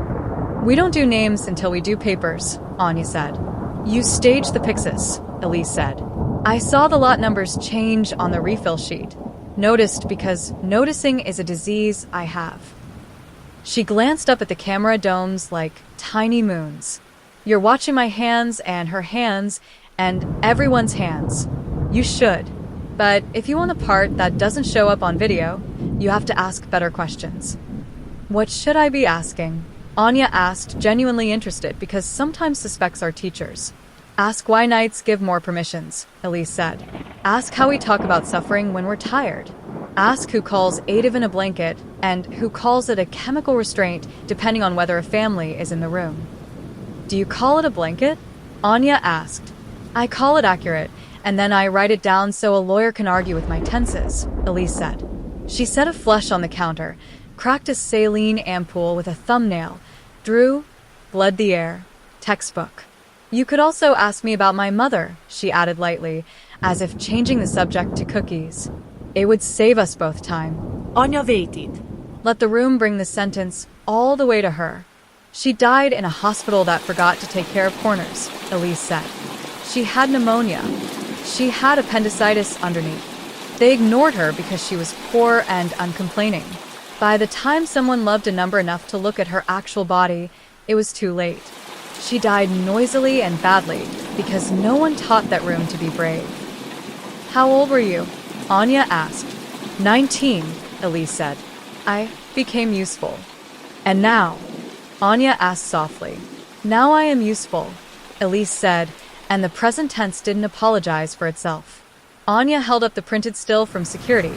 The medroom door at 129, 2 women in profile, one face tight at the mouth. "Mara Vale ID'd Xenia," she said. She remembered a lip. Elise laughed properly then, short and fond. "Of course she did," she said. "Fathers teach daughters the shape of their own faces." "Did you see Xenia give insulin uncharted?" Anya asked. "I am not HR," Elise said. "I am not a camera. I am not the night guard. I am the person families cry on while I count their mother's respirations and teach the resident to admit he does not know how bodies make choices." She wiped the counter with a hospital wipe that imagined it was holy water, tossed it into a bin. "Stop looking at me like a solution. Start looking at me like a translation." "What's being translated?" Anya asked. "Pain into words," Elise said. "Words into orders. Orders into pushes. Pushes into quiet." "That last one," Anya said. "How quiet." "Quiet enough to sleep," Elise said. "Not quiet enough to die." "Has anyone asked you to make it quieter?" Anya asked, then that. "Every night," Elise said. "They say mercy and please, and he never wanted this. And is there anything you can do? And I say yes and not that, and we bargain in the language of comfort care." A muscle jumping in her jaw, first time. "If you're asking did I ever help somebody decide, I'm telling you no. I stay after I push. People who kill don't stay." Anya didn't contradict the absolutes. Absolutes need time to shrink into something you can pick up. "Who texts you from a number that looks like a toaster?" she asked, switching lanes without signaling. Elise blinked once, slow. "I don't like texting," she said frankly. "It feels like pushing a syringe into a room and walking away." "Who told you?" "You got a message yesterday," Anya said. "They're going to make a story out of you." Elise's mouth tightened against the smile. "I deleted it," she said. "Maybe I wanted to encourage it not to be real." "Who sends it?" Anya asked. "I've moved a lot," Elise said. "Not because of trouble. Because hospitals are nomadic tribes, and so am I. When you are useful, people keep your number even when they shouldn't." She frowned at her own sentence. That sounded more dramatic than it is. "I think the text was a nurse I knew at Hammersmith General. She likes verbs. She writes rescue when she means tria." "Name?" Anya asked. "I'll send it if I find it," Elise said, which is not no but isn't yes. Nita knocked on the jam with that telepathy charge nurses grow. "Elise," she said, "your 517 is asking for her word, the good pain." "I have the good pain," Elise said, and left the way nurses do, before the conversation becomes prose. Marco sat with a grief counselor named Diane in a room painted a color meant to withstand tears. "You work with families at 2 a.m, he said. "You and Elise ever share a patient?" "Often," Diane said. "She does the body. I do the story. We bow at the end." She had a posture like a bookend, useful, unshowy. She's what you want near you when the machine goes quiet. She does this thing with her face. She gives you permission to say how it really is. "You ever see her push too far?" Marco asked. "I've seen her wait too long," Diane said. "Because she wants consent to be a choir. Doctor, nurse, patient, family all singing the same song. Sometimes the choir won't learn the notes. Then she makes a choice with the order she has." "You like her," Marco said. "I respect her," Diane said. "My job turns liking into a hobby." "What about Xenia?" Marco asked. "Traveler," Diane said. "Good hands, bad manners with her eyebrows. She looks like every nurse television thinks it invented and cares too much about looking like that. She will either sharpen or burn." Diane considered Marco for a second. "You want a villain," she said, almost annoyed on his behalf. "It's cheaper. I suggest you buy a system." "I can't cuff a system," Marco said. "Then house arrest it," Diane said briskly. "Install better pharmacy custody. Audit the hell out of overrides. Make residents sign orders in the room. Put a camera in the supply closet where we pretend we're not crying." She softened. "And if you need a villain to keep your grant funding, pick the person who smiles when families say mercy." Marco wrote, "Smiles at mercy," then scratched it out because the last thing he wanted was to make Elise's face into a sentence. The Sharps audit vomited results at 1,800 hours in a printout that smelled like toner and victory. 2 insulin pen needles from 513 matched the decoy powder Anya had ordered. The tracer dye lit the waste syringe from 514 spin like gossip. There was a third thing, small and ugly. A hydromorphone vial logged as empty. Waste from 520 had a microscore on its rubber topper, a sign of multiple punctures. Pharmacy had dispensed 1 vial to that drawer at 2342. The Pyxis showed a pull at 118. A waste recorded at 206. The second puncture belonged to a hand, whose was a matter of geography and nerve. "Set the sting tighter," Anya told security. "More decoys. Cameras on the medroom door and the unit sink. Tell housekeeping to save the trash outside, not in." "You running a lab or a hospital?" the guard muttered, not unadmiring. "Both," Anya said. Valerie stopped her in the hall, eyes bruised by the day. "Whatever you're going to do it before the morning news opens its mouth," she said. "Or we will bleed out through our reputation while you fall in love with chain of custody."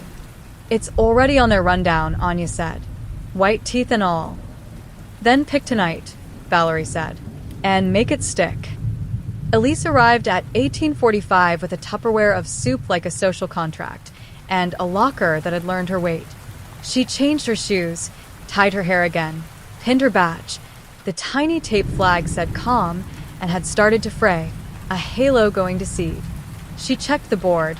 Tonight we are deliberate. Nita, trying for liturgical. Assignments. Hart, 512, 516, 518. Popadia, 513, 519, 520. Anya tucked herself in security with a thermos and the sensation of standing behind glass at an aquarium, watching dangerous elegance. Marco took the long chair in the family waiting area with a newspaper shaped like camouflage. A uniformed officer took up post near the vending machines to make civilians feel better about paying $2.25 for pretzels. At 01. 07, Xenia to medroom. Drawer 3, Adavan. At 111, Elise. Drawer 5, Flush. Drawer 1, Tylenol. The choreography of an ordinary disaster. At 127, the decoy hydromorphone. Lot 3 MHB, flagged pulled. The log red heart, E. The camera red heart, Elise. Anya sat up in the kind of sit that makes coffee unnecessary. Who's the order for? Marco asked on his radio. Nita answered in a whisper that somehow found the frequency. 518, PRN.4 MGQ4 for pain. Ordered by Ehrlich this afternoon after she coughed herself into a small hell. Okay, Anya said slow. Okay. At 131, Elise went into 518. At 135, out. At 136, waist. 0.2 milligrams, cosigned by Nita. Elise washed her hands. 20 seconds, a hum you could not hear, and pressed the paper towel into the bin like an apology. Under security's UV bar, the towel glowed at the corner, tracer transfer. Anya felt the small rude click. Decoy touched, she said. Waist has died. So she drew the decoy, Marco said. As ordered. Eyes on the patient, Anya said. 518 SO 292 posto, higher 88. At isa oras 49 minuto o 28%.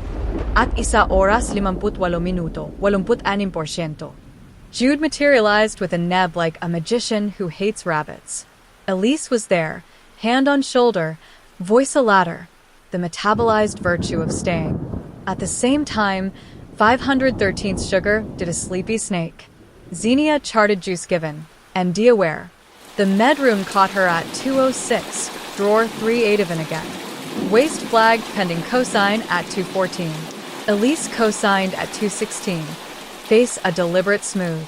Both of them, Marco said. In the rope. At 222, 520's family argued about football like a grief ritual disguised as normal. At 229, 518's 02 nudged 84. Rapid, Nita said from a unit, calm as a person calling a bus at a stop she trusts. They poured, the choreography again, this time honest. Jude with the bag, resident with chewed calluses, Elise at the head of the bed, fingers on a jaw in a position that knows how to keep air and dignity in the same mouth. Anya split her attention like a shameful parent. One eye on 518's numbers, one on the medroom where Xenia's outline stood with a pen in her pocket, capless orange. At 241, Cass appeared like a saint with vials. Nita barked, draw for insulin and tox. Do not ask me why. And Cass didn't, because she had already learned how to live with the unflattering parts of medicine.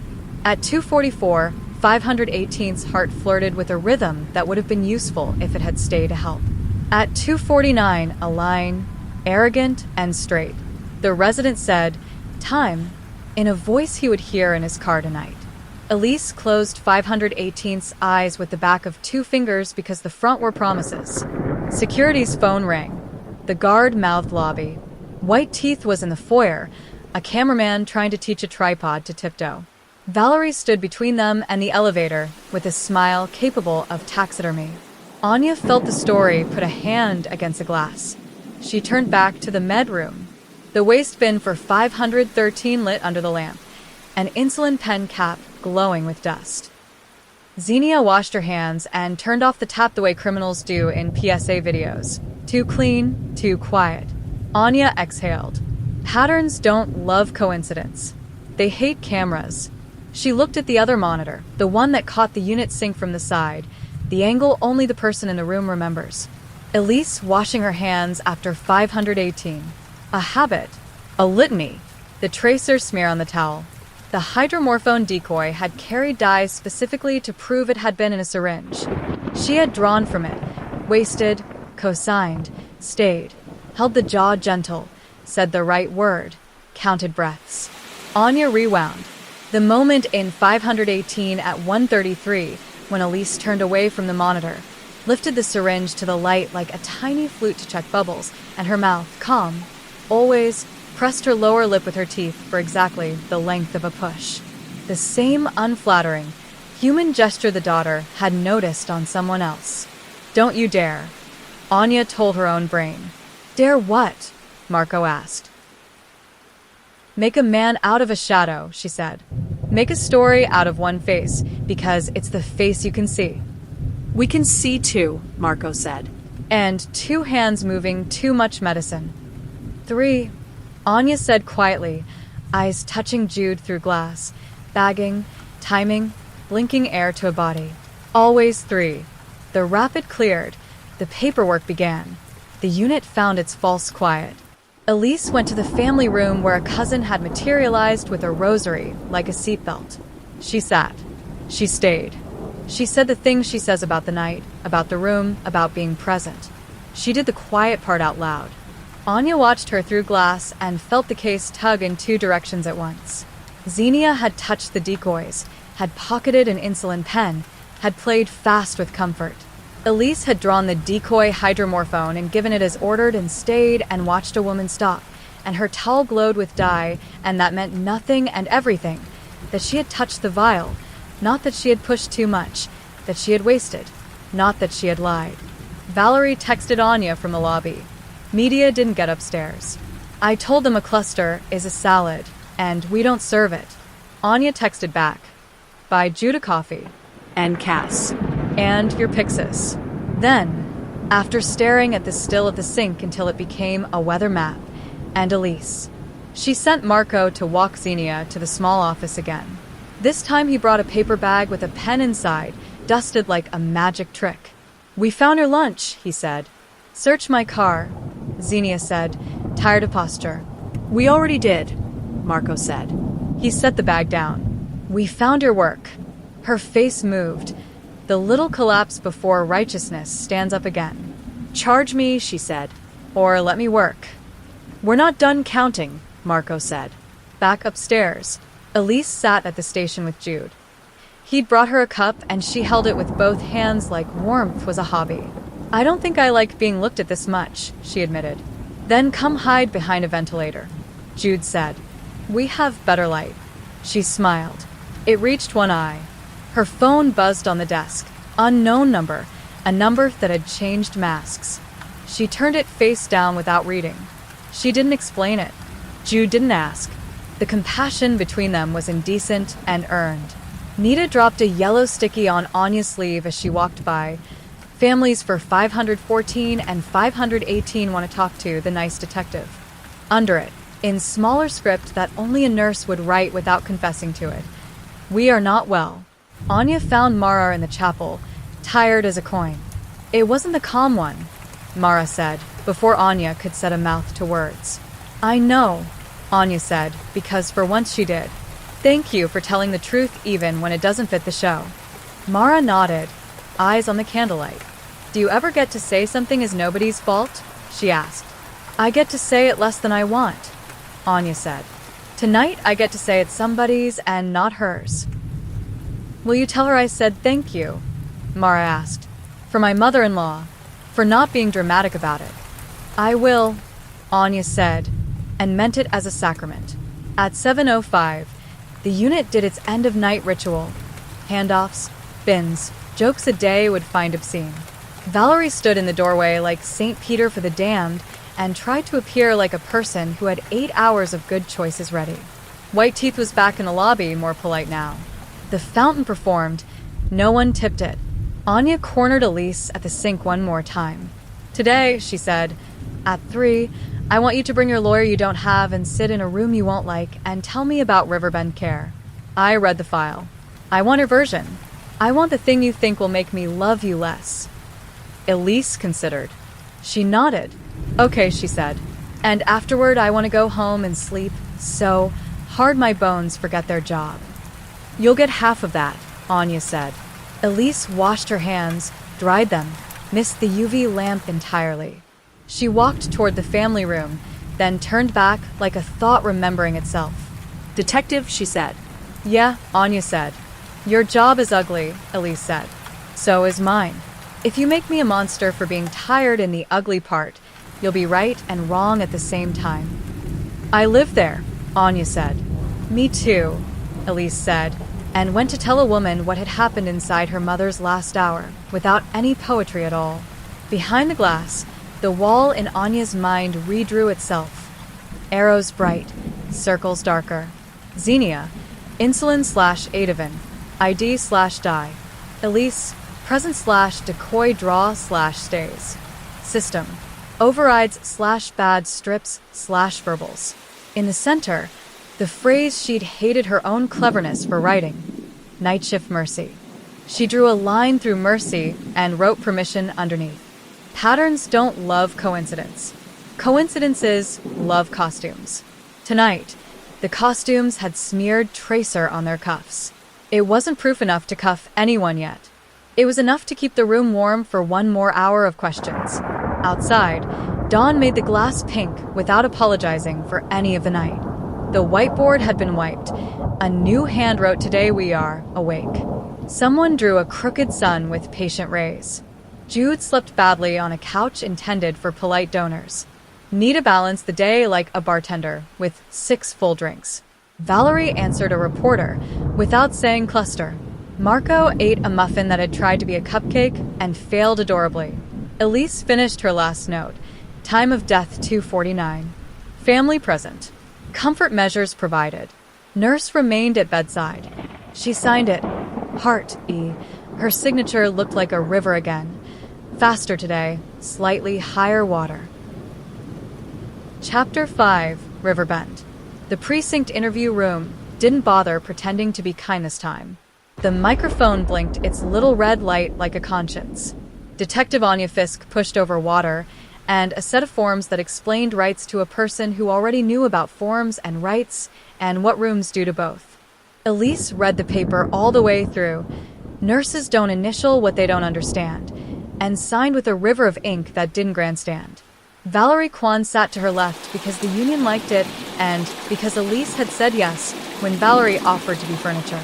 Marco leaned on the wall with the posture that makes cops look like they were born in doorways. Recorder on, Anya said. 10:03 a.m. Detective Fiske interviewing Elise Hart, RN, with Ms. Kwan present. I know the ritual, Elise murmured. Good, Anya said. Tell me about Riverbend care. Elise's mouth pinched, then eased. Long halls, low ceilings, carpet that forgives. We had 4 hospice beds, 2 rehab, the rest memory. Nights were 2 nurses, 3 CNAs, a supervisor who wore clogs and FAFSA bracelets. You were there 6 months, Anya said. More deaths on nights than days. Pain's louder after supper, Elise said. Families go home, and promises get honest. We titrated morphine. We sat. DNRs were on the fridge with magnets that said beach and blessed. A son complained, Anya said. He used the word mercy, like it scared him. Elise nodded. Mr. Deng. His father wanted quiet. His son wanted a miracle, and didn't know sorcery isn't our scope. I made the room soft. He hated that stillness could be love. He forgave me, eventually. Or he forgave the calendar and let me stand in the way of it. Did you ever give medication beyond what was ordered? Anya asked. No, Elise said. That's not piety. That's practice. If a doctor wrote range, I used the range. If a family asked for something the order didn't allow, I taught them the language to ask in the morning.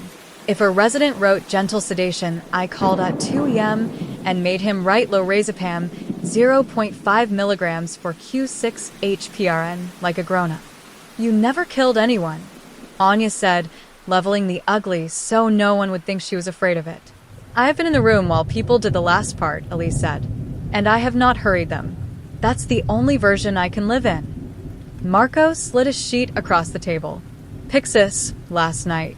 127 hydromorphone 1 milligram / heart. E. 136 waist point 2 / cosigned and Dylan. Beneath, a still from security. Elise washing her hands. Paper towel glowing under UV where Tracer had kissed it. You touched the decoy, he said. I drew it, Elise said. I wasted half. I gave half to a woman coughing herself apart. Then she died, because lungs are mean, and the night is long. Did you see Xenia pocket an insulin pen? Anya asked. I did not, Elise said. I saw Jude bag. I saw Castraw. I saw a family decide who would call the niece in Toledo. I saw my hands shaking and pretended I could turn that off at the sink. Anya let the room hum for a beat. Who sent you this? She asked, sliding a print of the text Elise had admitted and then half recanted. They're going to make a story out of you. The number was a costume, burner, no contract, no history. I don't know, Elise said. I can make a list of people who would like me to be the story and people who would like me to be the scapegoat. The Venn diagram is ruder than I prefer.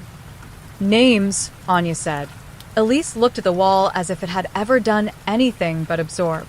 A nurse from Hammersmith, Jory, who thinks sacrifice is a verb. An ex from school who liked what I looked like next to grief because it made him feel holy. A son from Riverbend who never forgave anybody. He'd spell mercy with a knife if he could. A resident who hates being called after midnight and thinks nurses are obstacles with pulse oxes. She shrugged, apologetic. Or a stranger trying out menace like a haircut.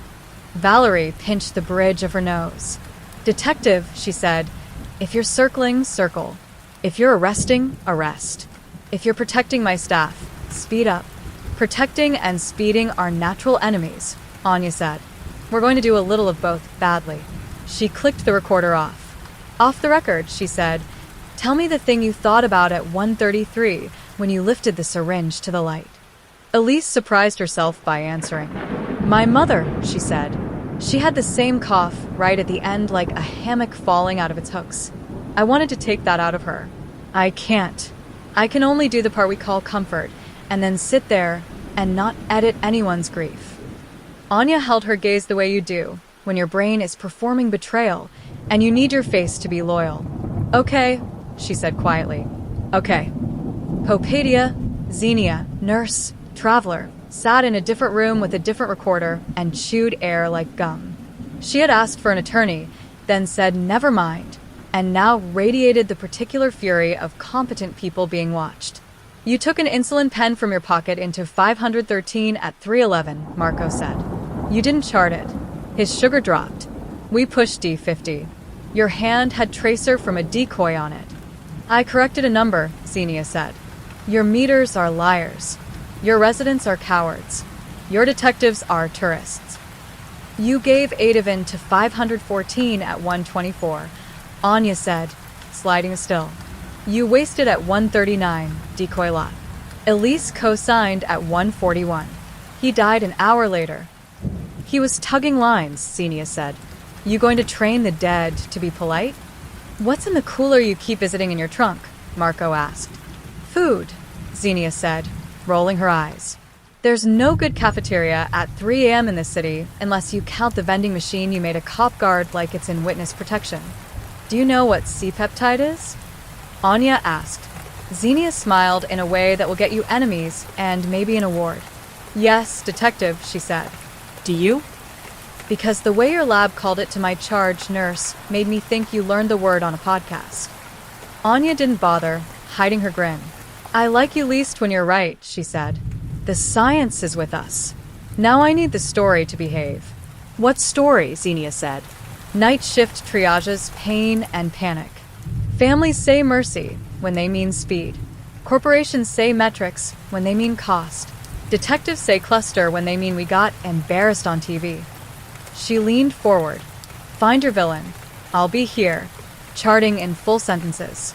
Stay put, Marco said, not unkind. You're off the floor pending disciplinary. Don't touch a Pyxis in this town. I prefer paper anyway, Xenia said. It doesn't beep at you like a parrot with a head injury.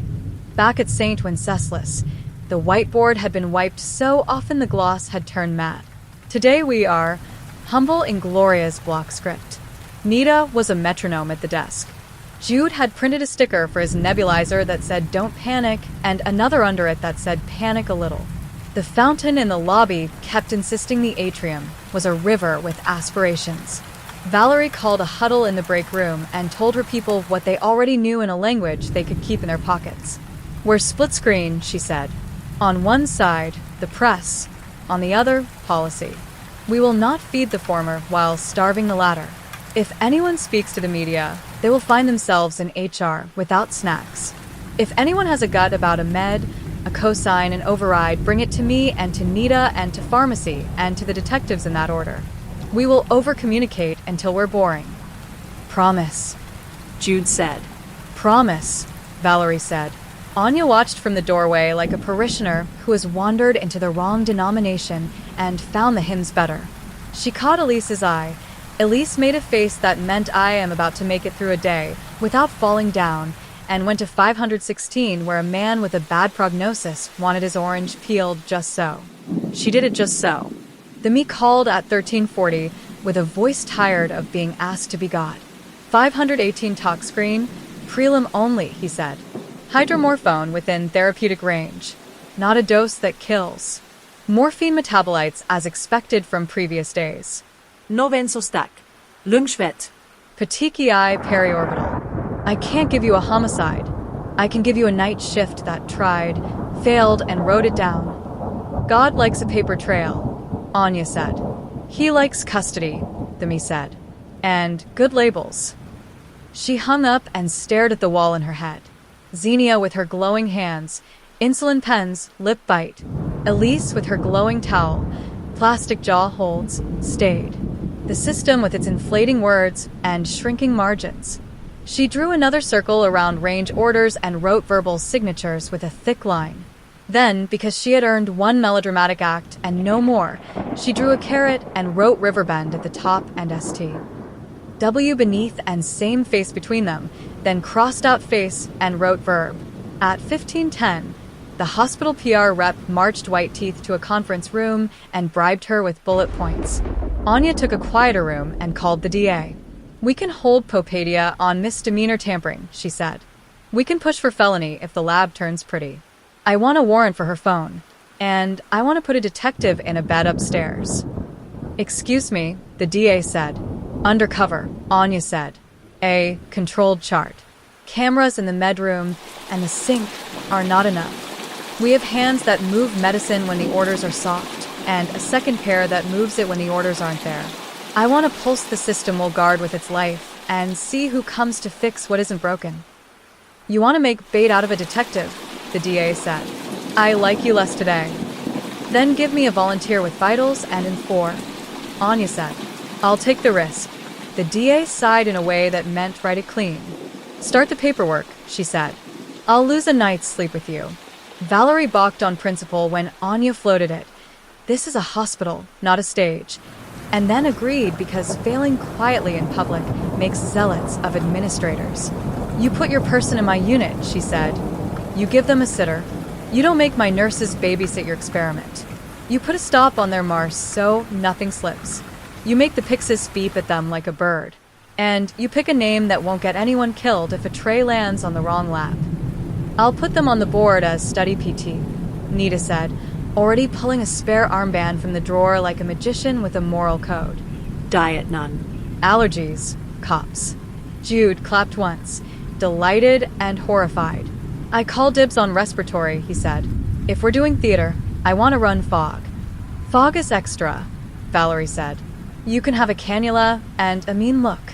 They scheduled it for midnight. Of course they did. It's when permission hides.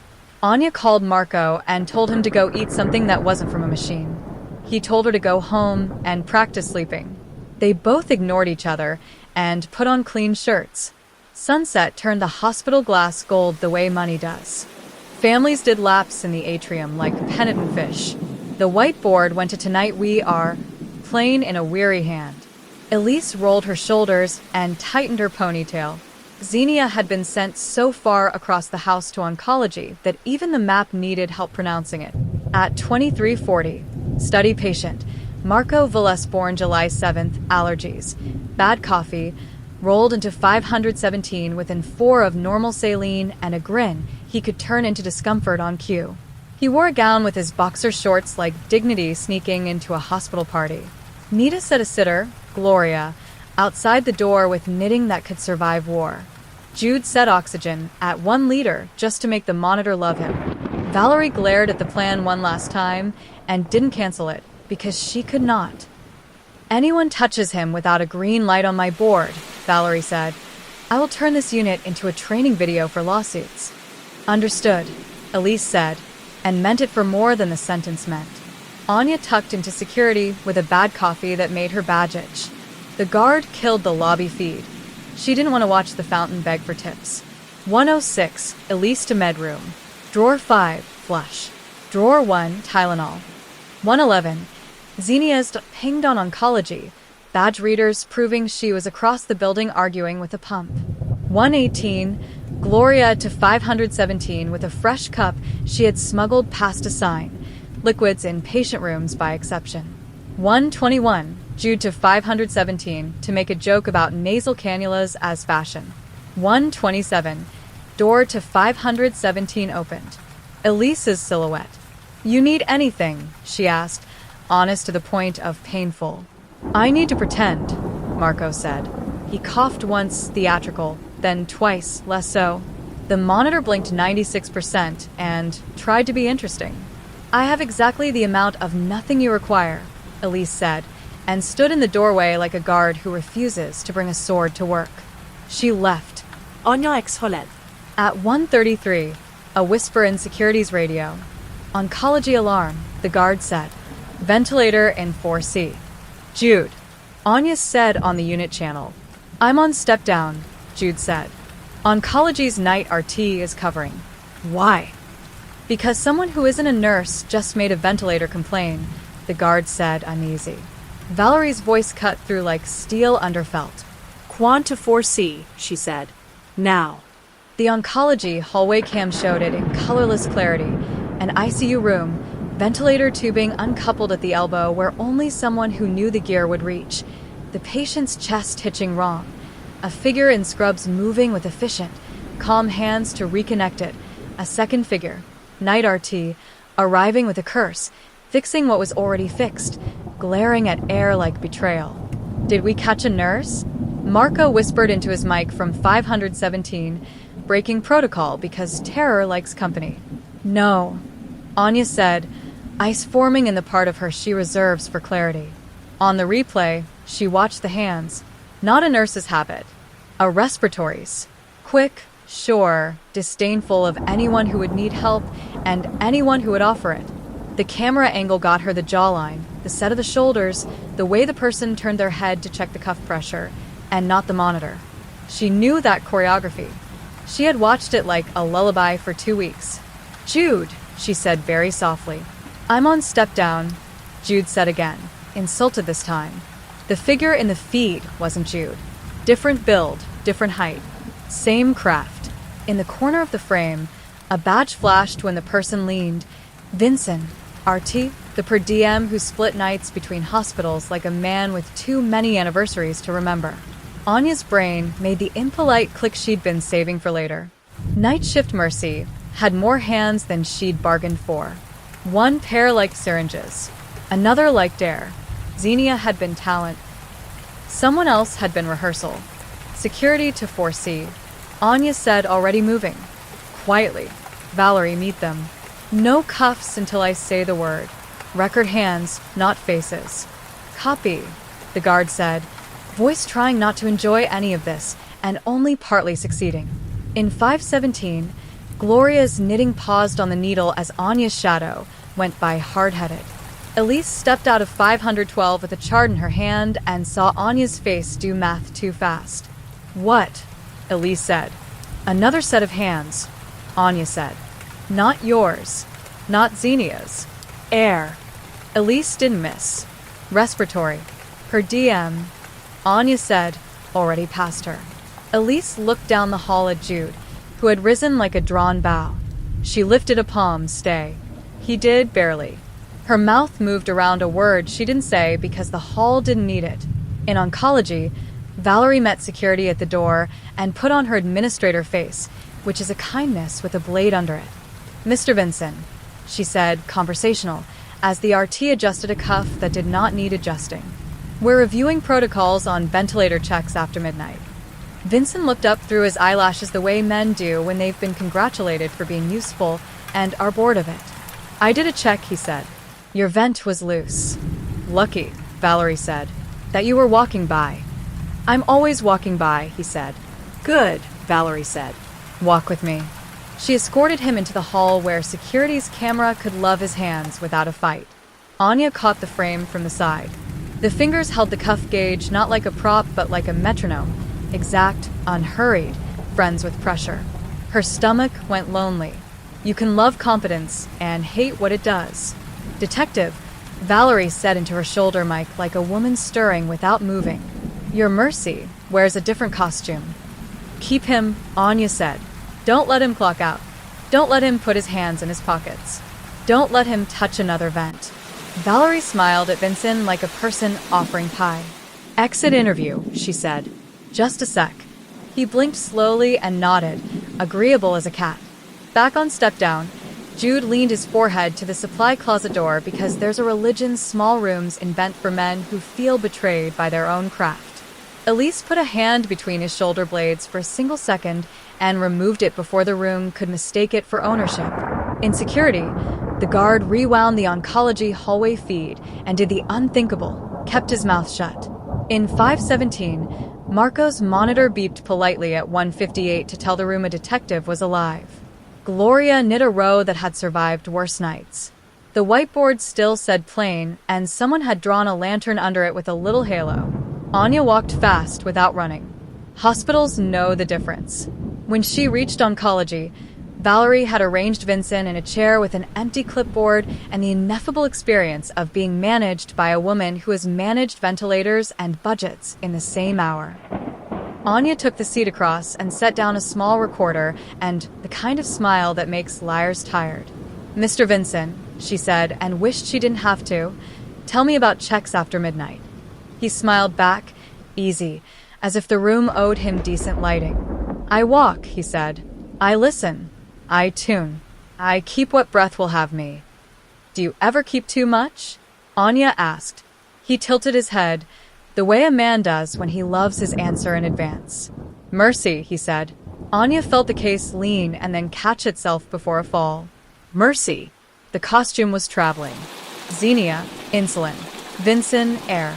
Elise, present at both. Hands honest. Towel glowing with someone else's dye. A face trained by a life that made her useful. Patterns don't love coincidence. Permission loves a team. Downstairs, in the cooler, the bodies did their cold patience. In the chapel, Mara's candle had guttered and been replaced by another, then another. In the lobby, white teeth practiced saying pattern without saying cluster.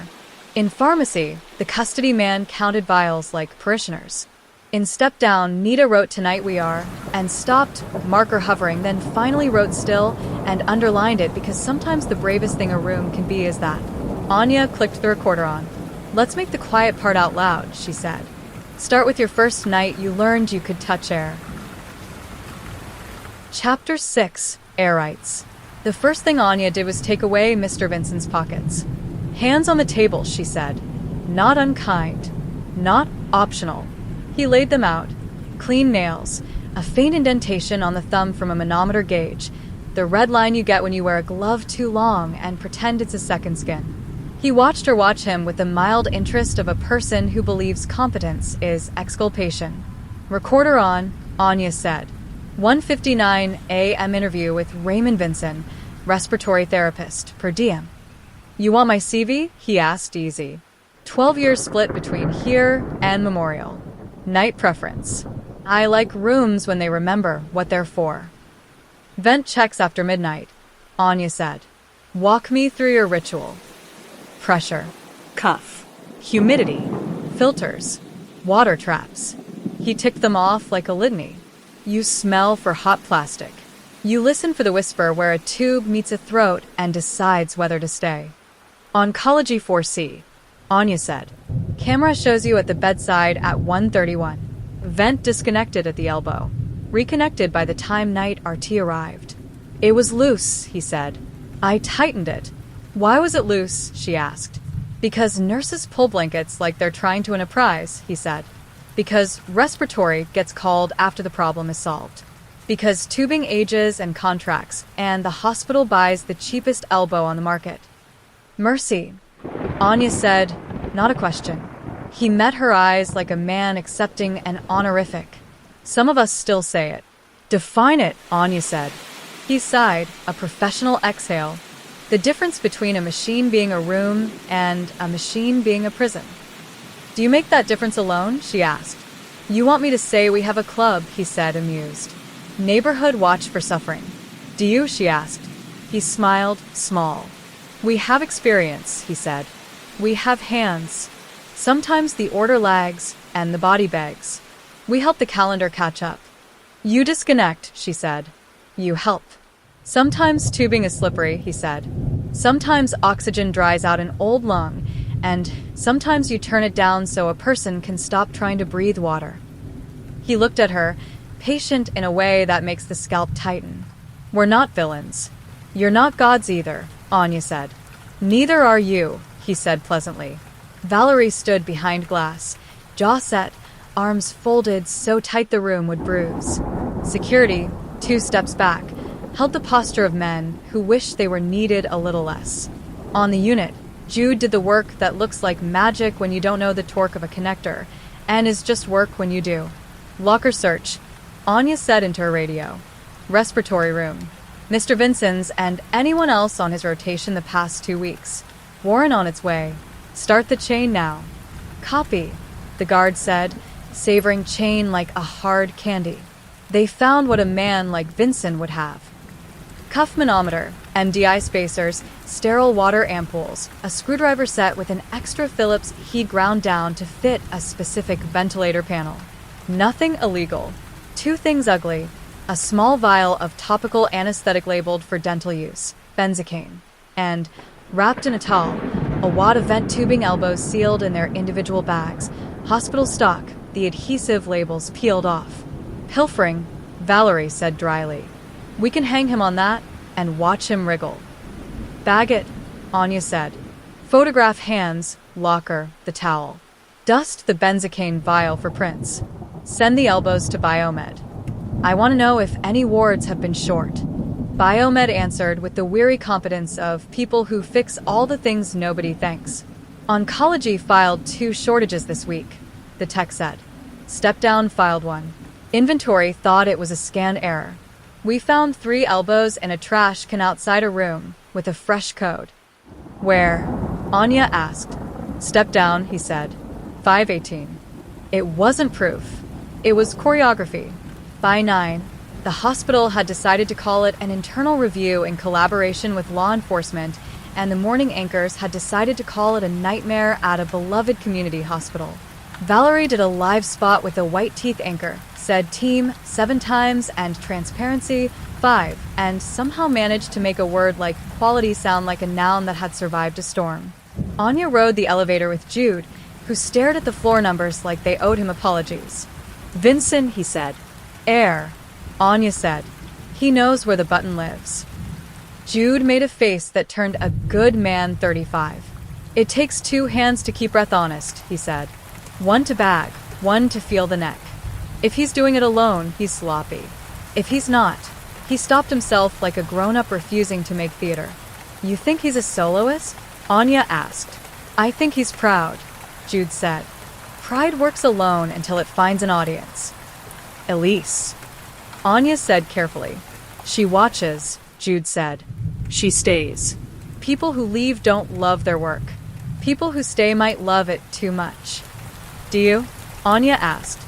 Tonight I hate it, Jude said, then added, because men like him cannot stop themselves from being fair, and I'll love it again after lunch. They stepped off into the step-down hum. Carts, doors, voices pitched for rooms. The whiteboard had been cleaned to its bones. Today we are, sat blank.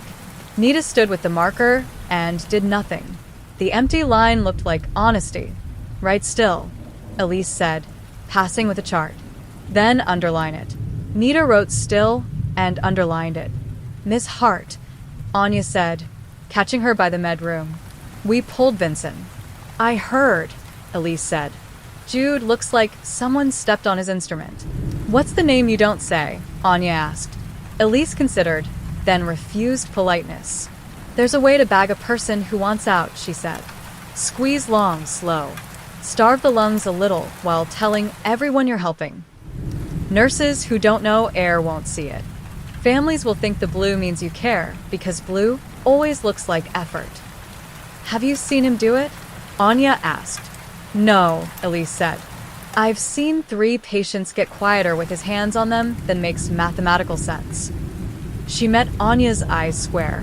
And I didn't say anything because he was the one with the mask and the license, and because my night was already full of bargaining. That's the thing you wanted me to admit in your room, and didn't know how to ask. Anya didn't write it down. Not because it didn't belong in a file. Because it belonged in a place with chairs where people cried, and rooms are stingy with those. Stay available, Anya said. And don't co-sign a waste you didn't watch. I won't, Elise said, and the words had the ring of a vow made ugly by the fact that it needed to be said at all. The DA approved the warrant for Vincent's phone by noon. The contents were as underwhelming as men who think their hands are sufficient usually are: a fantasy football chat, a photo of a dog, 5 texts to a number saved as Kite that said things like hummingbird tonight, and PRN long squeeze. The texts were weeks apart. The number was a burner already burned. Kite, Marco said. Like a thing you keep aloft with string. Like a thing that needs a hand to stay in the air, Anya said. She sent the number to the cell site tech and to the reality of luck. Get me the tower logs. If it pings near the hospital, give me a map. While she waited for software to pretend it was omniscience, she did what detective work always degenerates into: receipts. She matched Vincent's badge pings to vent alarms on oncology and stepped down. She found 3 nights with the same echo: a disconnection, a reconnect, an ABG that followed showing carbon dioxide for giving too fast or not fast enough. She circled the outliers and wrote peep drift and cuff pressure beside them because learning a craft is greedy and she wanted Jude's vocabulary to feel familiar on her tongue by dinner. She matched Xenia's pulls to insulin dips, the uncharted lows that lab techs write in their notes like existential sighs. She wrote C-peptide and drew arrows until the page looked like wind. She put Elise's name on the board again, and under it wrote verbs: stayed, co-signed, called, drew, lifted syringe to light. It looked like a prayer that refused to call itself one. The cell tech called it too. Kite's burner pinged a tower near Memorial on 3 dates you gave me, and near St. W on 2. The 2 here both hit just before 1 a.m., the other end of the text's hummingbird and long squeeze. Hummingbird, Marco said, reading over her shoulder. Too fast, too pretty, dies in a room that can't keep it. Or, Anya said, someone likes to talk in metaphors and thinks it makes him profound. Tower radius? She asked the tech. 1/2 mile, he said. Plenty of apartments, coffee shops. 1 all-night deli that sells sausages no one should eat. We'll canvass, she said, knowing she wouldn't find a face so much as a receipt that smells like cologne. In the hospital, Valerie spent her authority like money. New rule: effective immediately. No verbal orders for sedatives or PRNs after midnight. All orders must be signed in room. No overrides without a second signature in person. Pharmacy had already shifted to green dot decoys that only a custody person would spot in the DARS. Biomed tightened a dozen elbows and wrote their own sermon. Do not touch this without RT present in Sharpe on the most abused connections. Sharpe is not policy, Nita said, even as she added an exclamation point with a flourish that had earned her a reputation. Tonight, Valerie said, Sharpe is religion. Jude stood at the board with a roll of tape. He'd labeled air in black letters and wrapped a piece around his wrist like a charm. I will be insufferable, he told the unit, and the unit, noisy, gross, brave, cheer him for it. At 1840, Elise sat in the lounge, hands around a mug she'd reheated 3 times into undrinkability, and let her shoulders fidget in that way bodies do when they have been asked to live in fluorescent light for too many seasons. The TV showed a headshot of Xenia under a cheer-in that said travel nurse suspended, and then of no one under hospital says safe. Someone had taped yes over safe, and for now under it. You okay? Nita asked. I'm not in love with my face anymore, Elise said. Never date your job, Nita said. It will cheat. Elise's phone buzzed. The same number. They'll make you the wallpaper, babe. Don't give them a good quote. She stared at it until the letters became a pattern, and the pattern became noise. She typed back, "Who are you?" and then didn't send it. She deleted the draft, which was its own answer. She stood, tied her hair again, walked the hall once to count rooms by feel, and found Jude at the sink rehearsing his sermon to a bottle brush. How many squeezes are legal? She asked him, and watched the way his eyes went careful and didn't look at her hands. Short, he said. Frequent. Gentle. Cheat toward patience. Has anyone taught our per diem the opposite? She asked. Someone taught him that mercy is a hand on a bag, Jude said. We forgot to teach him humility. Teach me, Elise said. He showed her again. Ladder, jaw, neck, the way air wants to be invited and not shoved. She listened like a convert. The undercover bed was empty again for now. Marco had yielded it to a real admission. A woman in her 50s with an infection and a son who kept asking whether hand sanitizer works on regret. The room would be honest without cameras for a night. Anya set a plainclothes in the family chair anyway. Study PT on the board now read MRS, Hawthorne. Nita drew a little hawk. At 1:12, security called Anya to a different camera. The staff entrance. Vincent in civvies now had come back. Not unusual. Artis will pick up a second half at another hospital and sometimes come to flirt with the coffee at the first when boredom and pride shake hands. He didn't go to respiratory. He went to the medroom corridor, paused, then kept walking, eyes doing the map men's eyes do when they love a floor enough to imagine it without lights. He stopped outside 520, listened, moved on. Outside 518. Empty now, cooled, cleaned. He put a palm flat against the closed door. It was a small, indecent gesture that made Anya's molars ache. Anya stepped out of security and intersected him at the corner because theater isn't always immoral if the audience can afford it. Mr. Vincent, she said. Couldn't sleep? Forgot my gauge, he said. It's sentimental. Locker search would have found it, she said. They don't know my hiding places, he said, with the smile men give when they think their cleverness is endearing. You text a number saved as Kite, she said. Who flies you? He shrugged. Everyone. You ever text a nurse, she asked, about hummingbirds? When I'm trying to be charming, he said, and failing. Do you know Elise Hart, she asked. Everyone knows Elise, he said. Calm. Good bedside. She smells like soap that isn't for hospitals. People stop panicking when she walks in. Makes my job dangerous. Panic is my brand. Stay out of my halls, Valerie said behind him, voice a piano, lid lowering. When you're not on the schedule, you don't exist. I exist, he said. Ask the vents. Leave, she said. He left with a swagger that made security's fingers itch. Anya let him go. It's cheaper to keep a man who believes he's safe than to chase one who knows he isn't. 2 a.m. arrived and decided to be chaotic. 512's 4 blue. 516's daughter changed the TV to a show that turned pain into a quiz. 519's sugar tried to learn algebra again. Xenia, in oncology, battled a pump that wanted drama. Jude blessed 3 hallways with enough fog medicine to make a DJ proud. The hospital did its work. Loud, precise, kind in a way that never makes the news. In the middle of it, a small thing. Cass, the phlebotomist, carried the sharp spin like an infant and paused at the sink to wash a smear off the plastic that would make Anya's lamp light up. We saving trash? She teased, and then remembered and did, and labeled it, and dragged it to security, like contraband. Inside, 2 insulin pen caps, powder faint on the edges, a hydromorphone vial with an undercap, ring that lit, a glove with tracer glow on the fingertips like a bad magic trick.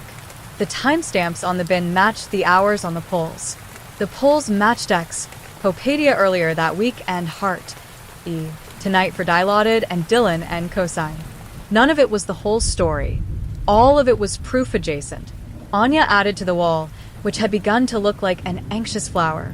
Vincent, air/kite text/elbows. Xenia, insulin/Ativan/lip. Elise, present/decoy draw/stays/riverbend. Sat longer. In the corner she wrote, Jude, pride versus humility. Underline permission twice. She went to find Elise, not to corner, but to ask the thing she'd been avoiding. They met in the supply closet, the cathedral between the smell of saline and the noise of a building that pretends it can keep people. Tell me, Anya said softly, about the thing you don't do. Elise leaned back against metal shelving that had learned to carry more than it looked like it could. She laughed once, without joy. I don't push the last dose, she said. Not because I am better, because I am a coward in the direction I picked the year my mother died. She looked up. When I say the word mercy, now I mean do not make me your God. Did you ever want to? Anya asked. Every night, Elise said, and twice on Sundays. Did you ever tell anyone not to? Anya asked. 3 times, Elise said. A resident who thought 4-Ativan was a lullaby.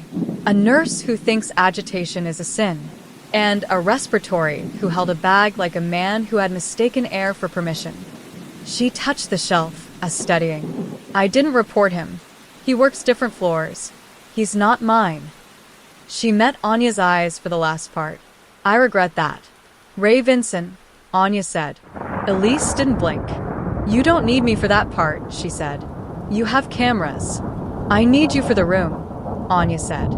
They stood in the shared quiet that only 2 professions get. The one that happens when you tell the truth and the ceiling doesn't cave. When Elise left, she touched the door with the back of her hand, as if to check the room would stay where she left it. By morning, the DA had signed the tampering charge for Xenia and the attempted tampering for Vincent. They came without cuffs and left with summonses. The union would yell, the news would posture, the hospital would patch. The me sent a note that promised slowness, 518 tox consistent with therapeutic dosing, 514 non-specific. Await insulin analog assay on 513. The lab would take their weeks and live with the hate. Valerie gathered her staff at the board and wrote we are boring and added a heart. The nurses snorted, not unkind, and went to be confident. Jude slept 4 hours and came back to paint Sharpie onto the recorder's casing in big letters. Breath is not yours. Marco sat with Mara Vale and Jonah in the cafeteria, where coffee tastes like every morning you've resented, and told them the only thing worth telling civilians when the system is still moving. We're not done. We think we know some of the hands. We are building the thing that will hold. Mara cried a little and then stopped, because her grief had a shift to make. Jonah stared at the plastic lid and said the Browns were going to blow the draft anyway. Elise finished charting and walked out under a sky that had the nerve to be blue. Her phone buzzed. Don't let them turn you into a hymn. She typed stop texting me and sent it this time. The reply came faster than patience. You're not the villain. You're the mirror. She put the phone in her pocket and didn't show it to anyone. Not out of guilt, because the day had asked enough of rooms. Anya stood at the curb and watched the atrium fountain pretend to be a river. She watched families and volunteers and men in polos with clipboards move through the glass like aquarium fish with secrets.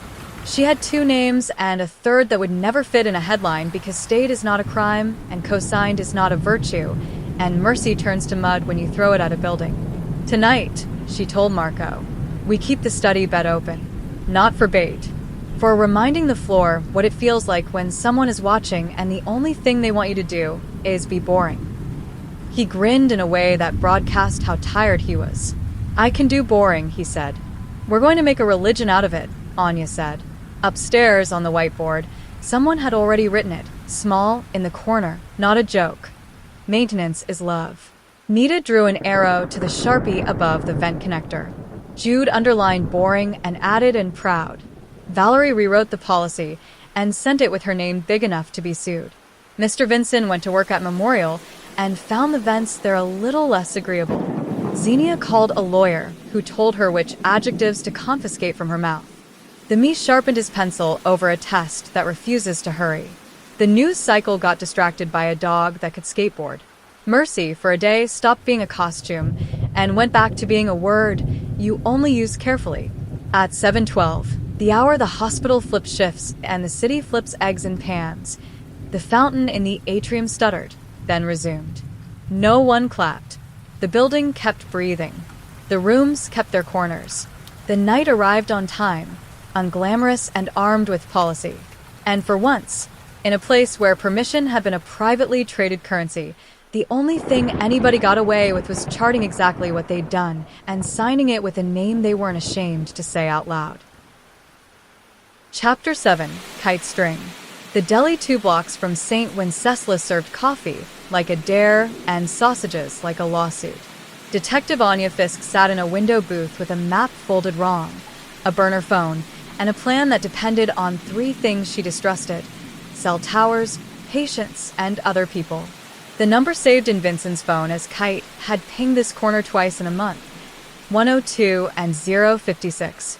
The deli was open 24 hours because bad ideas don't keep business hours. She watched the door through the glass like a cat who's read procedure. At 0:47 a.m., figure in scrubs under a dark coat came in with the self-ownership of someone used to being necessary. Not Xenia. Anya clocked the height, the stride. Not Jude. Wrong shoulders. He ordered with 2 fingers and a nod, stuffed napkins into his pocket like contraband, and sat where a camera couldn't see his hands. He looked at his phone once and smiled with half his mouth. Men who text in code think they are poets. Anya's burner vibrated on the table. One short pulse that meant security had eyes at the staff entrance.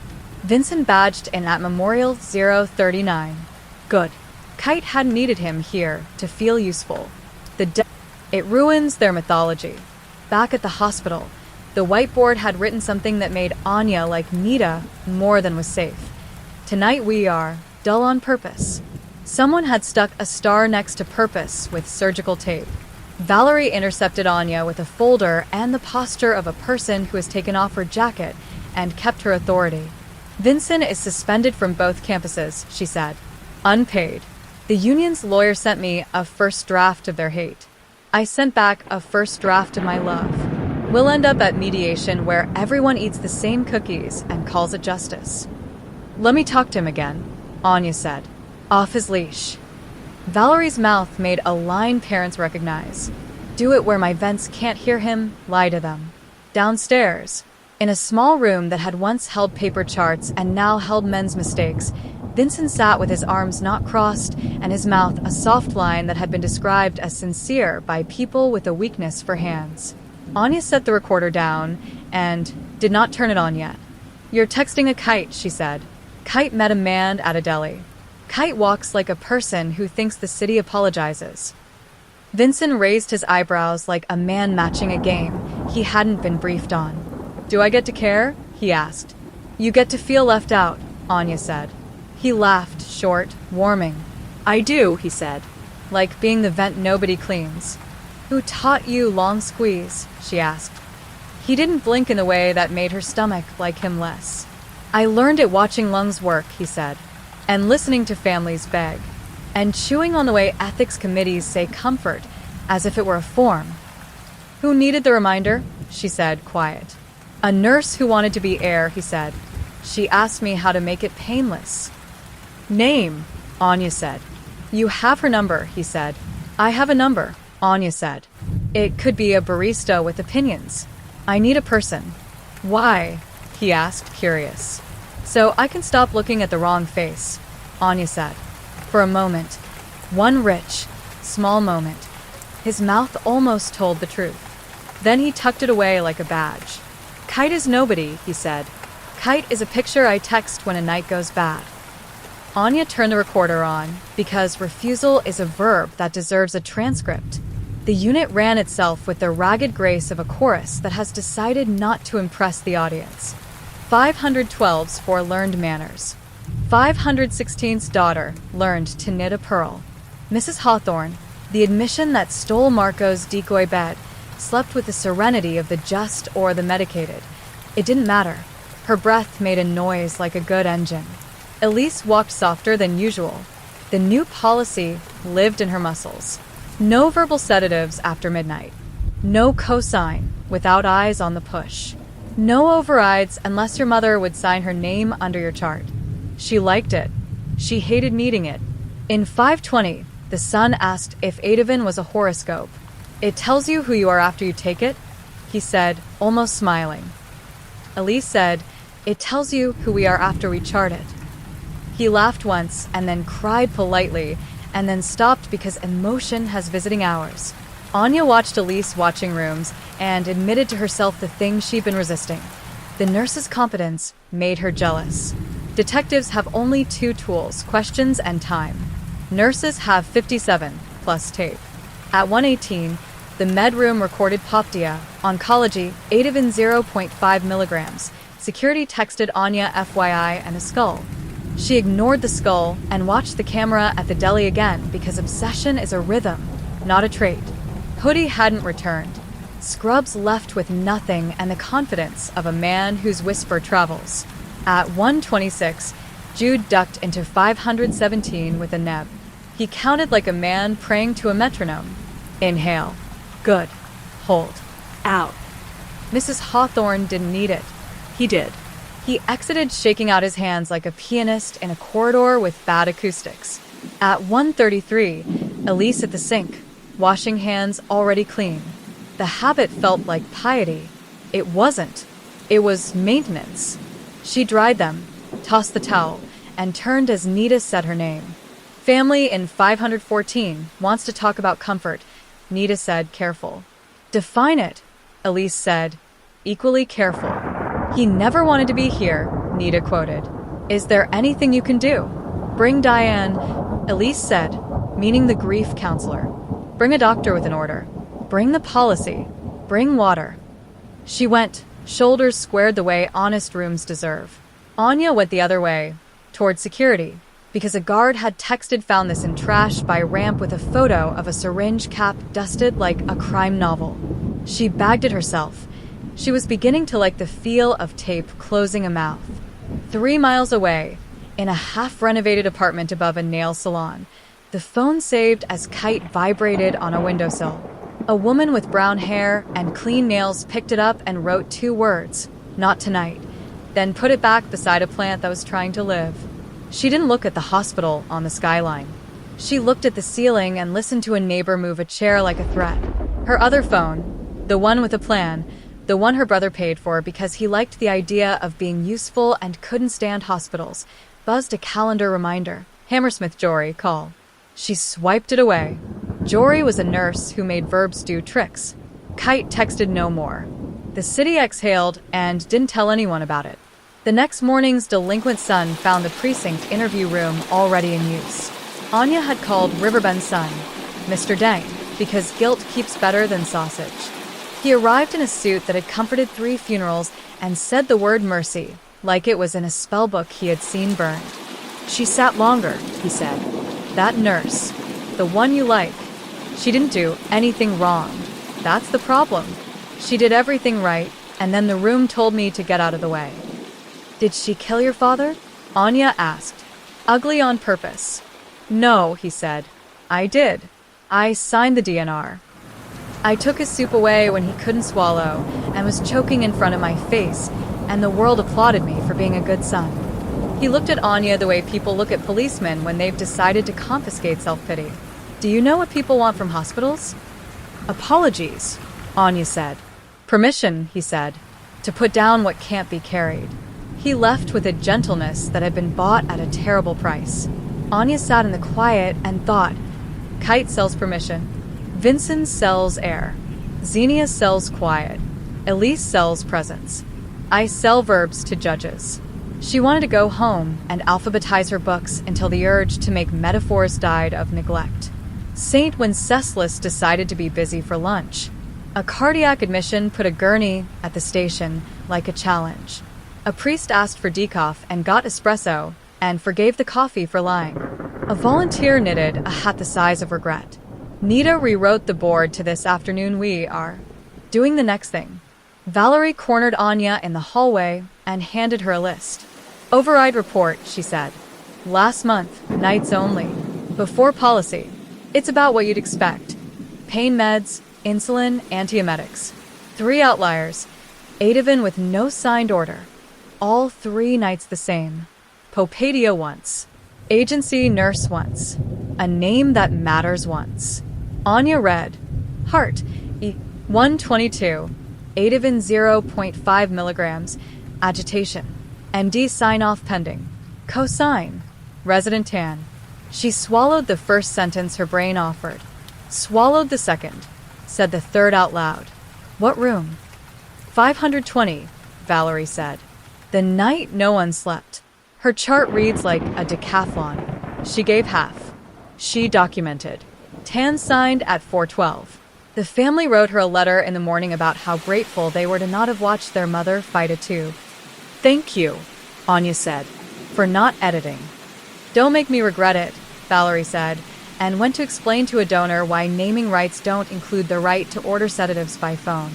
Anya took the sheet to the chapel where candles do triage without complaining. She lit one because she needed the exercise. Permission is a currency. She felt broke. She called Jude, not to interrogate, but to learn a verb. What's a hummingbird in your language? She asked. Peep too low, he said without missing. A machine that keeps trying to land. A person whose chest is trying to be a bird. And if you squeeze long, she asked. They stop needing to, he said, which is not the same as mercy, but can be mistaken for it by saints and tired people. Thank you, she said. Don't thank me, he said. Make me testify. The sting grew legs. Pharmacies salted 3 floors with decoys and logged lot numbers like dog tags. Security pointed 3 more cameras at the ecosystem that is a Pyxis and told jokes about reality TV they hated themselves for making. The DA gave Anya a time window for charging Xenia and Vincent that didn't require press conferences with words like allegedly vomited into microphones. Valerie carved policy into signs, onto screens, into charge nurse briefs. Elise came in at 1840 and took her assignment, as if someone had offered her a good chair. 512, 516, 520. The whiteboard read, Tonight we are square. She saluted it with the kind of humor that lives on wards and dies in headlines. At 111, X, Popadia, Onk, Ativan 0.5 milligrams again. On camera, lip caught between teeth, a face doing the human thing Mara had taught Anya to watch for. At 123, Vincent, memorial badge ping miles away. At 128, kite pinged the tower by the deli, and then the one by the viaduct, and then nothing at all because some nights decide to be kind. At 133, Elise lifted a syringe to the light and checked for bubbles and didn't bite her lip, and Anya hated herself for noticing the absence. At 140, 520 Sun said, We're ready. And Elise said, We'll be here. And Diane sat in the visitor chair with both feet on the floor, which is how chaplains announce theology. The resident came in and signed the order, like a man learning to write with his dominant hand in public. The Ativan push looked like mercy. It was policy. The room got quiet the way a room is allowed to. In oncology, an elbow left a bed and rejoined it fast because a night RT who was not Vincent was running checks like a man who had been told a ghost was testing him. In step down, Jude laughed at a pulse ox and put it back on the correct finger. In security, the guard texted Anya a blurry shot of a hoodie rounding a corner that could have been anyone. Anya didn't reply. She would not make a man out of a shadow tonight. At 3:06, a nurse on med/SURG overrode an insulin pen for a non-diabetic patient without an order.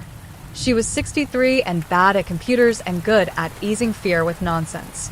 Anya and Nita arrived at the same time, detective and nurse, secular and practical, and the nurse burst into the kind of tears you apologize to children for. Her sugar was high, she said, pointing at the meter. We all. Old strips, Nita said, kind. Bad bender. This is the story we fix, not the one we arrest. Anya bagged the pen anyway. Custody likes an empty table. At dawn, the me called. Insulin analog assay, he said, triumphant and exhausted. 513, exogenous insulin present. Not hers. The curve doesn't fit physiologic. You have a poisoning, whether you have a murder depends on where you stand. Where do you stand? Anya asked. At a stainless table, he said, with a marker that writes manner. Homicide on a form. He hung up to go write it where men like him earn their manners. Anya took the report to Valerie, who folded herself around it like a life jacket. We will say it, Valerie said. We will not say anything else. Xenia arrived at 10 o'clock with her lawyer, and the insolent grace of a woman who knows she is both essential and replaceable. She listened. She said no at the right junctures. She said, I did my job in a way a jury could be made to hate or love. She was escorted off the property with a packet that included resources and a promise of nothing. Vincent sent a text to Kite that read call me and got nothing back because permission has a way of turning off its phone after sunrise. Elise finished her shift like a woman finishing a long sentence without punctuation. She washed her hands, dried them, did not look at the UV lamp, and went to the family room because Mara Vale was there with a Tupperware of cookies again. You look less like a saint today, Mara said, handing over the box. Good, Elise said. I brought jam. They sat like people who haven't earned friendship and are practicing by mistake. Across the lobby, Anya watched from the edge of a fountain that was leaking on purpose to keep itself from becoming a liar. Marco joined her with 2 coffees that forgave nothing. Vincent will plead to tampering, he said. Maybe assault if the DA remembers to be brave. Xenia will fight. The union will make us clumsy on TV. Kite is a ghost with shoes. Ghost trip, Anya said. We'll find the string. You think it's Elise? He asked, again, as if asking could change the answer. I think Elise is the person Mercy tries to rent and can't afford, Anya said. I think she knows the names of all the corners. I think she will testify better than you, or I, or God. Marco sipped. What do we name tonight? He asked. Boring, she said. On purpose. He grinned, tight. Maintenance is love, he said, trying out the line. Don't get sentimental in a hospital, Anya said. You'll ruin the floors. They stood there a minute, watching a building remember how to be ordinary. Upstairs, the whiteboard had already been wiped to a clean square. Nita stood with the marker and waited for the day to tell her who it wanted them to be. Jude slept in a chair with his hand curled like it still held a bag. Valerie wrote an email to the board that would make rich people bored enough to sign checks. The me wrote homicide the way men write names on war memorials. Xenia called her mother. Vincent called the wrong friend.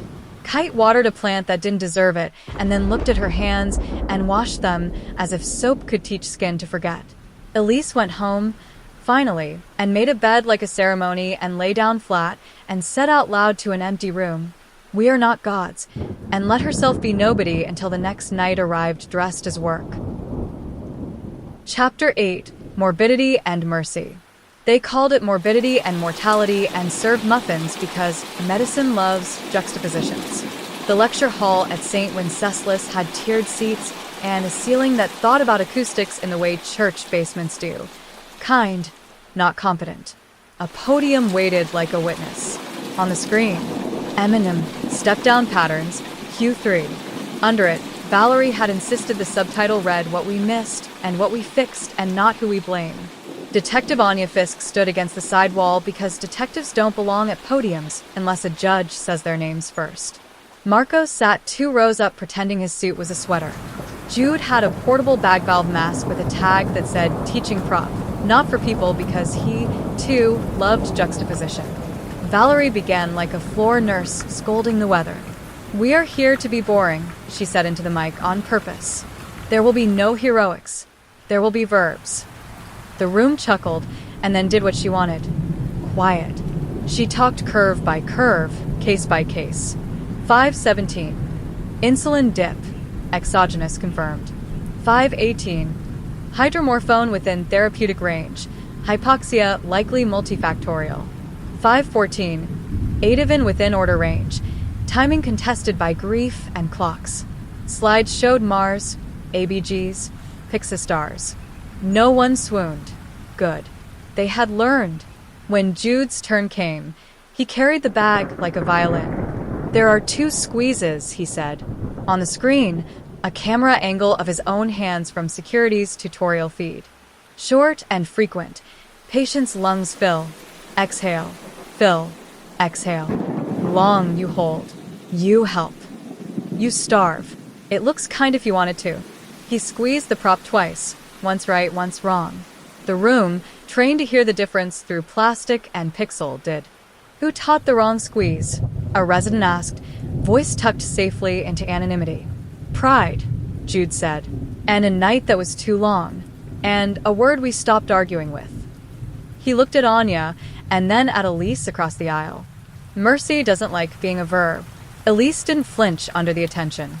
She wore her calm flag as if it had gone out of fashion, and she still believed in it. When Valerie asked if she would speak, she did it standing beside the podium, not at it, hands folded like she was presenting a body and not a thesis. "I sat longer," she said. "That's my sin and my salvation.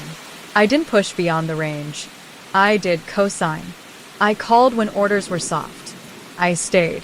If you need a villain, you can use me, but you won't make the math work." She paused, not dramatic, calculated. "If you need a culture, use me. I'm what it looks like when a hospital makes presence a policy." She nodded at Jude's bag. "Teach hands. Audit scraps. Stop pretending our rooms aren't hungry." In the back row, Mara Vale raised a hand like a parishioner who has earned the floor. "Families need to hear you say no," she told the dais. Hard. Kindly. "At 2 a.m. We think we want mercy. Mostly we want permission to sleep."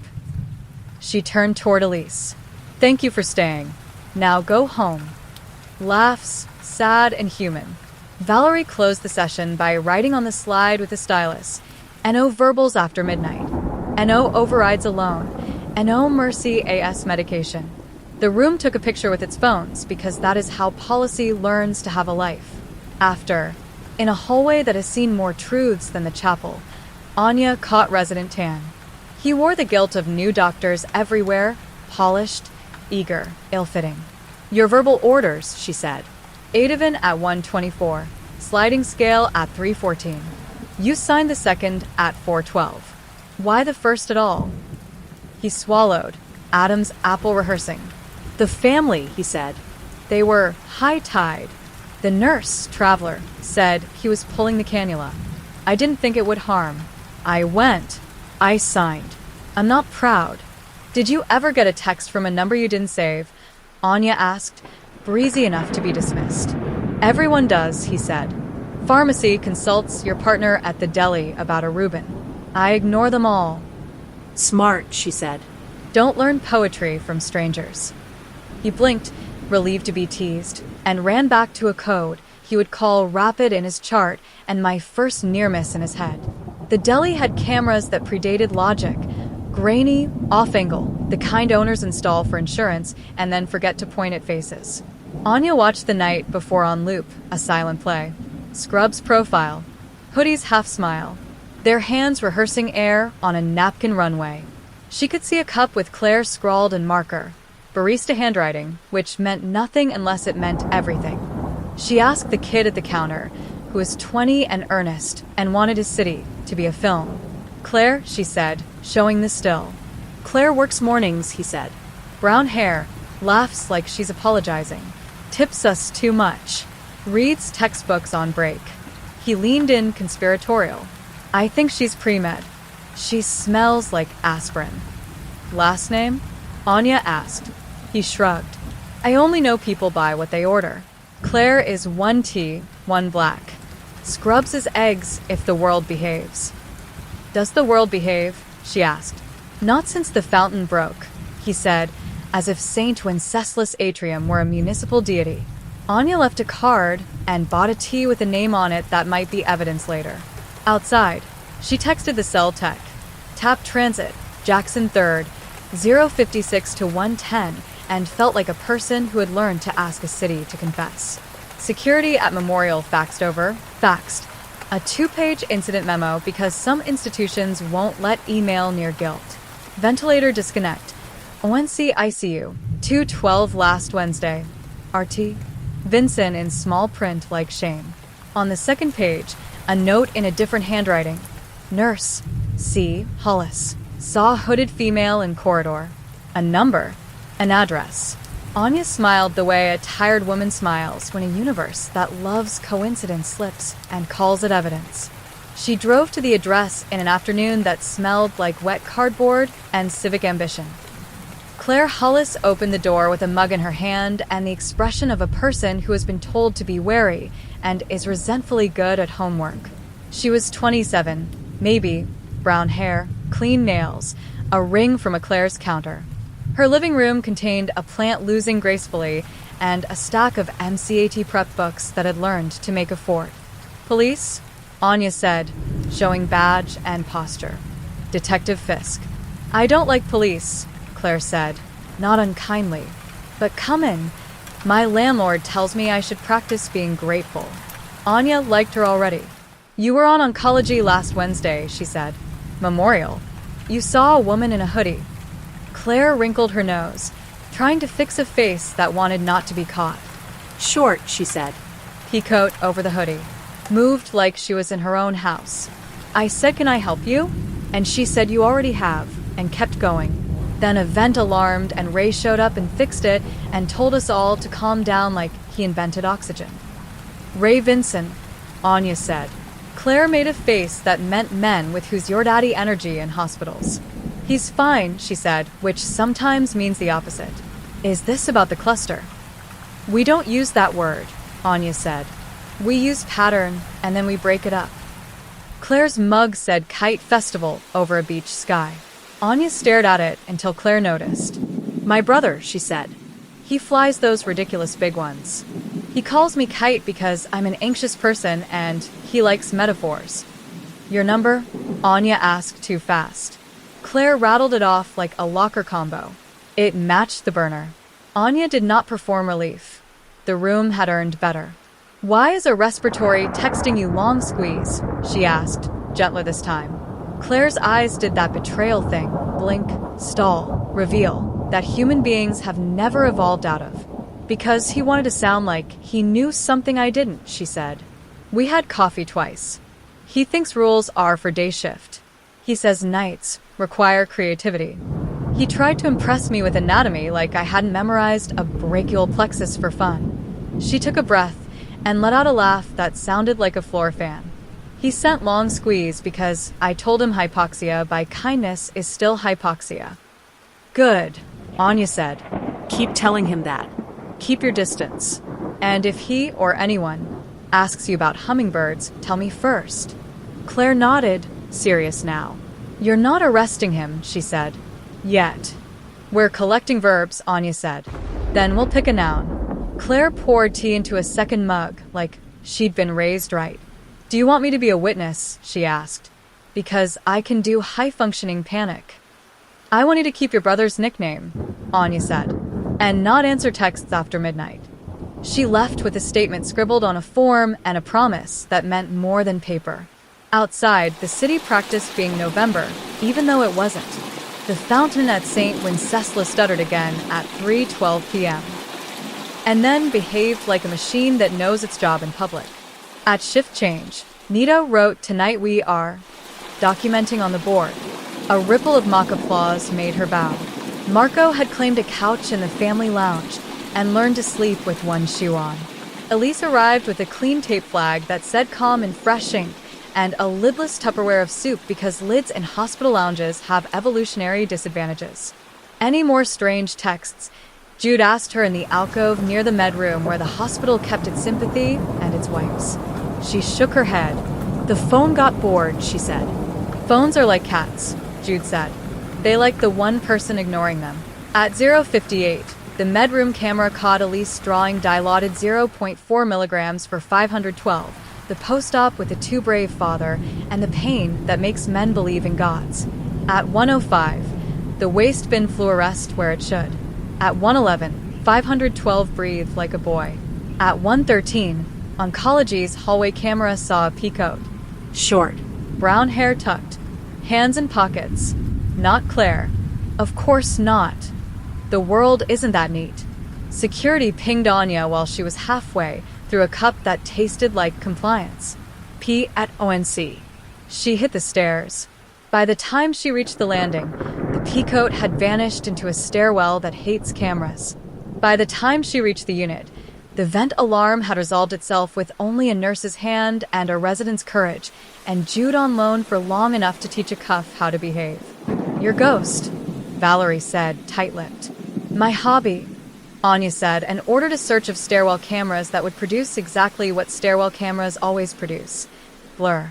Back on step down, a family in 520 asked about comfort again. This time the resident arrived with an attending and a grief counselor, and the order was explicit, and the push was small, and the room got quiet the way men get quiet when they've said the thing they can't unsay. Elise stayed. She did the habit that keeps regret from multiplying. Water, chair, hand. Anya stood outside and didn't watch. She stood outside and let her room be itself. Morning arrived like an apology you decide to accept anyway. The DA set the date for Xenia's arraignment and told Anya, "Don't lose the respiratory. If he runs, I'll have to pretend to be shocked on TV." Memorial suspended him. His union posted a statement that used the words best practices and disturbing in the same sentence without catching fire. In pharmacy, the custody lead, who had found a hobby in trace or die, unveiled a new toy. "RFID caps," he said, pleased and ashamed. "They ping when they leave the room. We can catch a hand in a hallway now. Soon we'll put them on grief," Anya said, which made him laugh and then look like he wished he hadn't. Valerie assembled her council. Nita, Jude, Diane, 2 residents cast from phlebotomy, a PCA named Rook who had earned the nickname by moving diagonally through crises with style. She wrote M&M actions on a legal pad because laptops feel like betrayal around nurses. "Point people," she said. 1 for meds, 1 for air, 1 for families, 1 for me when I'm tired. Air, Jude said, raising his hand like school. "I'll be a dick politely. I'll teach everyone the right squeeze until they stop making fun of me in the lounge." He held up the bag. "We call this Veronica now," he told the room. "Learn her." Meds, Nita said. "No overrides alone. No cosigns from the hallway. Tape your pockets shut. If you write agitation, I will bring you a thesaurus that says pain, fear, grief, and beat you with it." The room clapped. "This is how hospitals make law." "Families," Diane said. "I'll train the night shift in 3-sentence mercy." "I hear you. Here's the order. I will not hurry a body." She looked at Elise. "You already do it. Share." Elise nodded, unembarrassed. "I'll write a script we can shred later," she said. "First drafts are allowed to be ugly." Valerie turned to Anya. "And you," she said. "What's your noun?" "Arrests," Anya said. "Soon." "But first, a flyer for oncology stairwells that says if you see something, name it, and a picture of a peacoat that doesn't help. And a promise. I'll keep sitting in security until the coffee agrees to testify." They broke. They worked. Hospitals are federations of verbs. That afternoon, Anya met with the DA, a woman who had the posture of a tennis player and the smile of a person who keeps losing to budgets. "We can charge Xenia on 513, the DA said. "And we should. It's clean enough. Vincent is Messier. Memorial will fold in with us if we promise to say regional instead of systemic on TV." She smirked. "PR is a religion, and I am not ordained." "What about the faceless one in the peacoat?" Anya asked. "We'll call her a person of interest," the DA said. "And we'll hope she has a person who hates her enough to call it in." "She's not Elise," Anya said, because she needed to say it in a legal room and then be allowed to sleep. "She's not Elise," the DA echoed, not as gospel, but as a line she was willing to stand on today. "Get me your nurse for the stand anyway. She reads honest." "She is," Anya said. "And if you hurt her with my questions, I'll eat your muffins and never forgive the frosting." The DA laughed. "Deal." At dusk, the fountain in the atrium hiccuped and mended itself like an apology rehearsed. Volunteers in red vests pointed lost people toward elevators, and the elevators tried not to stutter. The whiteboard read, "Tonight we are thorough." a word that takes longer to write than to believe. Elise came in and straightened a stack of pamphlets with the reflex of a person who does not like corners lying to her. She passed security and nodded to the guard, who had fallen silently in love with maintenance. She took her assignment, 512, 516, 520, and made a face at Nita that said, "We are going to survive this, aren't we?" And Nita made one back that said yes, and I hate how long it takes. Anya settled in with the guard, who had started labeling the cameras like pets. Medroom, sink, OC hall, stair B, ramp. He'd added Veronica Cam over the RT sink to make Jude laugh. At 051, Oncology Hall saw the P code again. This time she paused to read a "No unauthorized personnel" sign as if it were a poem. Then she did the most human, incriminating thing in the world. She looked up at the camera and adjusted her hair. The angle caught her face long enough to teach software a name if software had been told it deserved one. Security zoomed. Pixels rearranged their dignity. The guard made a sound like the beginning of a prayer.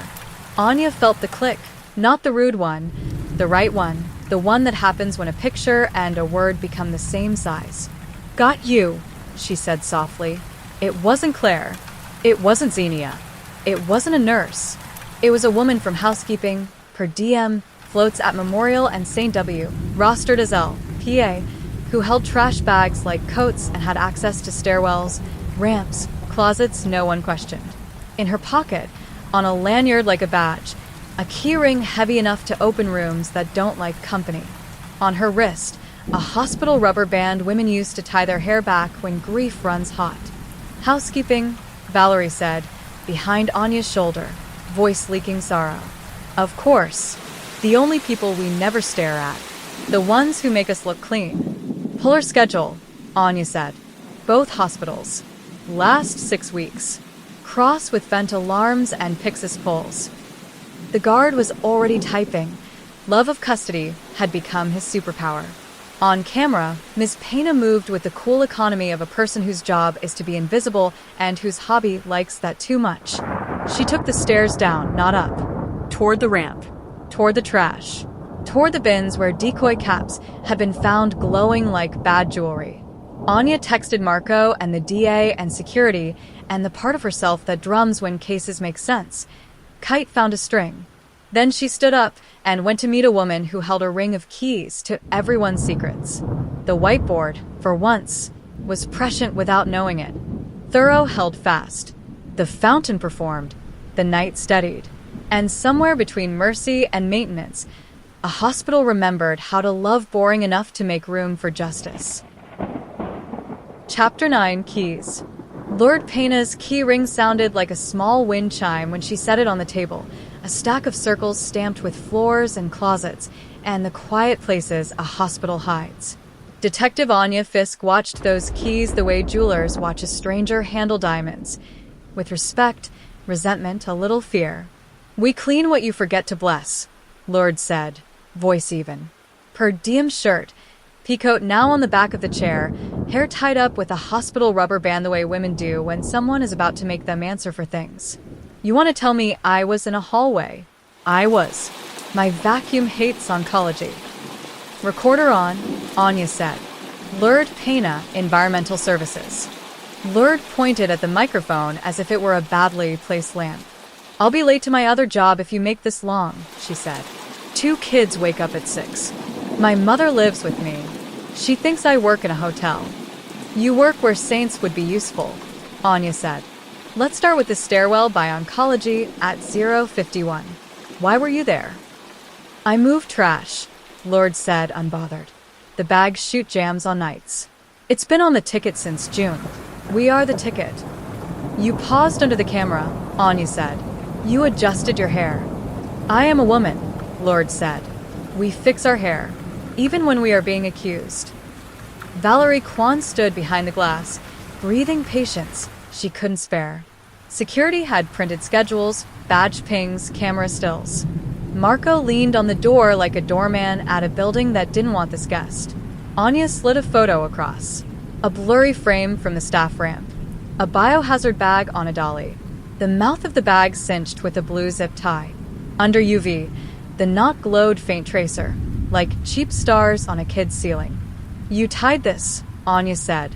I tie 100, Lourdes said.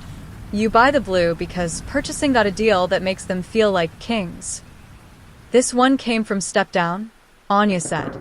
It had a pen cap inside with a dust that was not our dust. Lourdes lifted her eyes, a careful, professional thing, as if to say be faster. Tell me the noun. Do you think I broke your patience? She asked. My job is to be a ghost. I take the shame and the plastic and I make them go away. Anya took a breath she used when coaxing men off roofs. Who is Kite? She asked. Lourdes frowned. Honest. String. Never mind, Anya said. Wrong word. Did anyone ask you to open a door for them who wasn't wearing a badge? Every week, Lourdes said. Chaplain leaves his. Doctors pretend not to have pockets. Volunteers get lost. I tell them no when I can. When I can't, I walk them to the nurse station and watch a nurse growl. It is a little theater we do. And the P-code in oncology last night. Anya pressed. You. Me, Lourdes said. Because the chute jammed. Because my floor machine hates that wax. Because the autoclave leaks and the night nurse pretends she can't hear it. I don't touch vents. I don't touch meds. I don't touch your sins. I carry them. Anya slid a second item across the table. A photo of a small, ugly thing. A Pyxis drawer sticker peeled and stuck to a mop handle. On its edge, a fingerprint the lab loved. On the back, a date. This was in your cart, she said. Kids stick stickers on things, Lourdes said. So, do nurses. I pick them off. Do you want me to catalog every piece of tape I have rescued from your holy machines? Do you know Ray Vinson? Anya asked. Respiratory, Lourdes said. Walks like he wants cameras to admire his back. Smells like cologne that got bored. Do you know Xenia Popadia? Anya asked. Traveler, Lourdes said. Says please like a dare. Do you know Elise Hart? Anya asked. Of course, Lourdes said, surprised into softness. She wipes her own spills. She says thank you like she means geometry. The room changed temperature, a degree, a courtesy. Anya marked it in herself and did not permit her face to say so. Tell me about the ramp, Anya said. 2 weeks ago. Bag tied, then retied. Camera caught a hand. Lourdes looked at the still. The hand was genderless in pixel and glove. She watched it like a woman trained to check corners. Not mine, she said simply. I tie clean. That knot is a man's pride. She showed them. 2 quick wraps, a pull, a double, the tail tucked. My knots don't come apart when you want them to. This one wants attention. Who touches your bags? Anya asked. Everyone, Lourdes said. Nurses who throw half their night into the wrong color bin. Doctors with bad aim. Transport when they are bored. Families when they are kind. Grief when it is busy. Did anyone pay you to look away? Anya asked, and kept her voice soft enough to catch rage instead of fear. Lourdes laughed, one ugly note. Pay me? I would like that. You think I don't know how far your dollars reach? The only thing the hospital pays extra for at night is snow. Did anyone ask you to leave a door unlatched? Anya asked. Yes, Lourdes said. 3 months ago. An oncology tech who wanted to smoke. He got written up. Ask security. They have his name with a star. Anya glanced through the glass. The guard was already scrolling. Eyebrows up. Tech, Jarvis. Incident March 12th. Stairby prop. Good. Honest. Inconclusive. She switched lanes fast.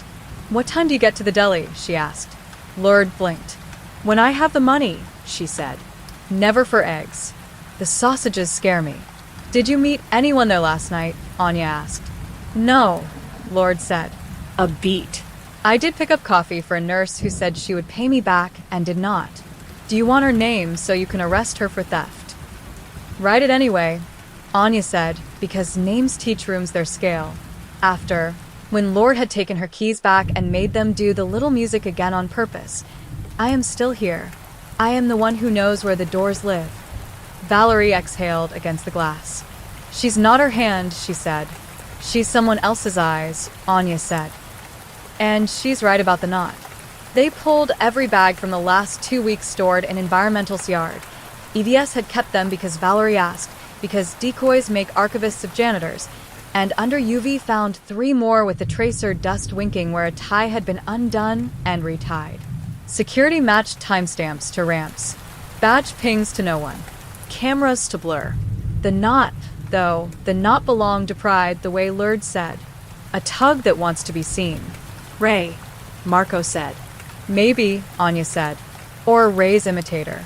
Or the man he told stories to in a deli who wanted to prove he could be poetry. The DA arraigned Xenia in a room that smelled like cleaning fluid and decisions. She pled not guilty, chin up, lawyer at her shoulder reading from a sheet that put protocol in large, serious letters. Reporters wrote Angel of Mercy because they are paid by adjectives until someone sues them. Vincent's summons came by certified mail. He signed for it like a man who believes signatures are a favor. Claire Hollis sent Anya an email with subject for your wall and a photo of her brother's kite. The ridiculous kind that needs 5 volunteers and a faith in knots, and a single line, I am not his metaphor. Under it, a screenshot of a text from Ray that read Hummingbird Tonight, with a time stamp matching the memorial disconnect. Claire had not replied. The DA kissed the JPEG and printed it on nicer paper than evidence deserves. The hospital kept living. 512 learned to breathe with a mouth that had forgiven its owner. 516's daughter finished her scarf and looked around for someone to give it to and discovered she wanted to keep it, which counts as progress. 520's family wrote a letter that made Diane cry and then apologize to no one and then cry again. Jude walked with a bag under his arm like a man escorting an elderly aunt. He taped a card to it that said squeeze short with a little cartoon lung and a smile that was smug on purpose to make residents roll their eyes and then remember it in the dark.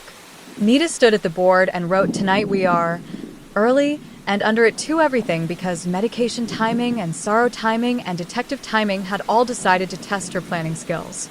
Elise moved through it like a person convinced of the usefulness of quiet. She had started wearing the calm flag inside her badge sleeve, a private vow instead of a brand. When Jonah Vale stopped her by the elevator to say he had finally slept, she said, good, and meant it like a benediction.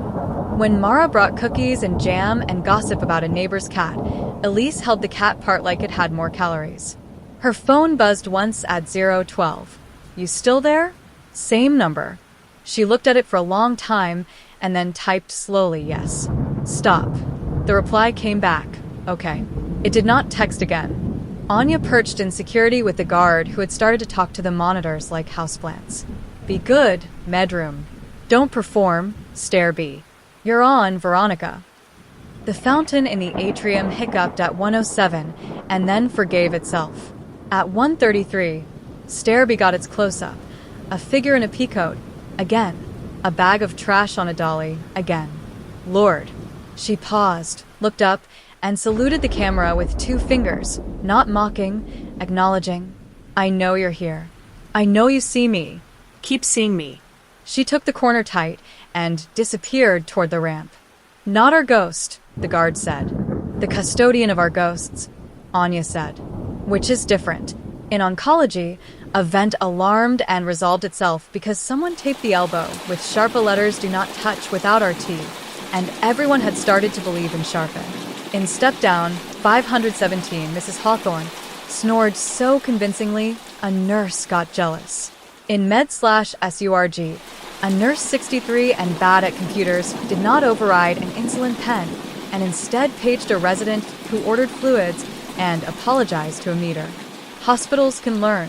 Morning brought the blunt things. The me-signed manner. Homicide for 513, and sent it on paper that will one day be a paragraph in a textbook an intern will scan, and a mother will not. The union asked Valerie to moderate her tone, and Valerie sent them a definition of moderate, and kept talking anyway. The DA asked for Elise's availability to prep, and Elise sent a list that had room for sleep in it, because she had promised herself she would not be a martyr, where a schedule would do. Lurd dropped a note at security, handwritten, pretty, floral stationery with a crescent coffee ring. The shoot jam is worse. I will be in Stairby more. If you want me to wave, I will wave. En elle. The guard taped it to the monitor frame like a talisman. Anya pinned 3 photos on her literal wall. Ray's hands on a cuff, Xenia's mouth at a push, lurid keys on a table. She wrote under them, air, meds, access. Then, because she had earned melodrama and hated herself for enjoying it, she added a 4th sticky in the center, presence, and wrote Elise softer than her pen liked. 2 more steps, Marco said, handing her a coffee that did nothing. Charge Ray. Find Peacoat 2 if she exists. Put Elise on the stand and let the room learn about staying. 3. Anya said, find whoever keeps texting me poems. Not it, he said. I only text you threats about scones. They stood at the security glass and watched a hospital be itself. Ugly, brave, ordinary. The whiteboard had already been wiped and rewritten to today we are, between in a hand that had learned modesty. Jude put his bag on a shelf like an instrument that had done enough gigs. Valerie folded a policy into an email with BCCs large enough to be a movement. Diane carried a stack of cards that read I hear you / here's the order / I will not hurry a body and set them, one by one, beside the tissues. Anya took a breath that tasted like coffee and custodial wax and the inside of a building that had refused to be a headline. Tonight, she said, we see who shows up when there's nothing left to fix. Maintenance, Marco said. And mercy, Anya said, without costumes. Chapter 10, Presence. The courtroom smelled like mopped wood and strategy. Reporters sat in a row, wearing expressions they saved for weather and scandal. The DA had arranged her pens like chess. Defense counsel spread his legal pad, as if surface area could make facts thin out. The judge watched with the mild contempt of a man who has seen too many mornings pretend to be pivotal. Case 1. State versus Popadia. Count 1. Administering a harmful substance. Count 2. Tampering with medical records. A dozen words that meant a night when a number on a meter wound up dictating a man's last argument about football. Xenia in a navy dress instead of scrubs looked smaller and meaner and more beautiful than she had under fluorescence. She stared at the table like it owed her overtime. The DA called Anya for the choreography, Marco for the tape, the custody lead for the tracer, the me for the curve. Serum insulin high. C-peptide low. Exogenous. Non-physiologic decay. The jurors did their best to appear comfortable with biochemistry. They failed adorably and earnestly. They called Mara Vale. She placed her palms on the witness stand like a woman who had learned to study a thing no one else could. She bit her lip, she said. The nurse. The push. The Ativan. She pointed at Xenia only once, as if pointing were an accusation, and she hated herself for it. He died later, she said. We didn't sleep. I still don't much. The defense asked her if grief makes memory invent. Yes, she said. It also makes it refuse to forget. The jury loved her. The court reporter loved her. The judge's jaw did something that, on a different street, would be called tenderness. They called Elise. She didn't dress like a saint or a supplicant. She wore black and her calm tape tucked inside her badge sleeve as if the courtroom didn't deserve the label. She said her name, spelled it, took the oath like a person who had paid for oaths with years of charting and didn't mind. The DA wanted presence. She gave it. I was there when families asked, Elise said. I gave medication ordered within range. I co-signed wastes I saw. I watched hands. I stayed. The word stayed changed the room as if someone had opened a small window. Did you ever see the defendant administer insulin without an order? The DA asked. No, Elise said. No embroidery. Did you ever suspect another nurse of doing so?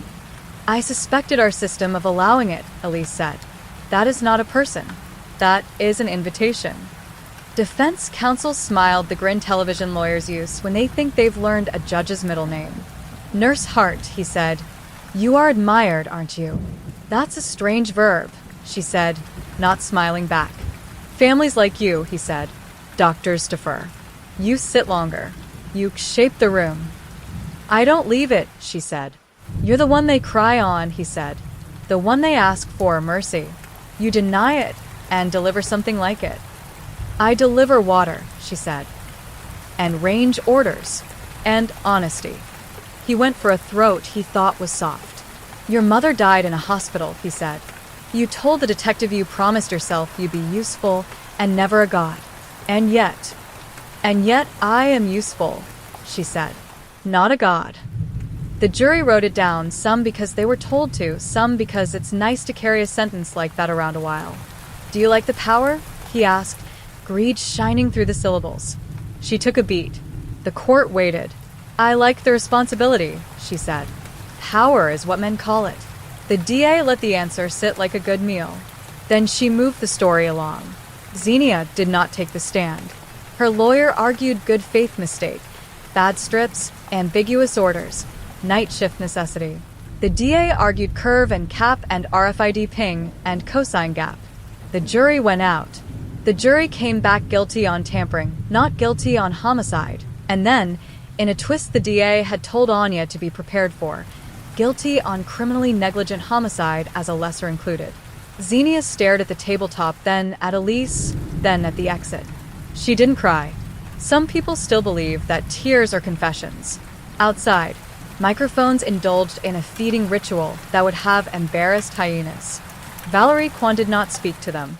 Jude put a hand on Elise's arm, gentle and brief. "You did the verbs," he said. "They can have the nouns." Case 2, State versus Vincent. Tampering. Reckless endangerment. 2 hospitals. 2 vents. 1 text that might as well have been a monogrammed invitation. Long squeeze. Claire Hollis, hair up, clean nails. Ring from Claire's. Testified without pleasure and without fear. "He thought he was interesting," she said. "He isn't." The jury liked her in the way juries like women who appear to have never lied about anything more serious than a bus fare. When the defense tried to turn ventilator mechanics into metaphysics, Jude fixed it with Veronica. In front of 12 laypeople and a judge who hates being impressed, he squeezed short. The bag whooshed and filled the room with math.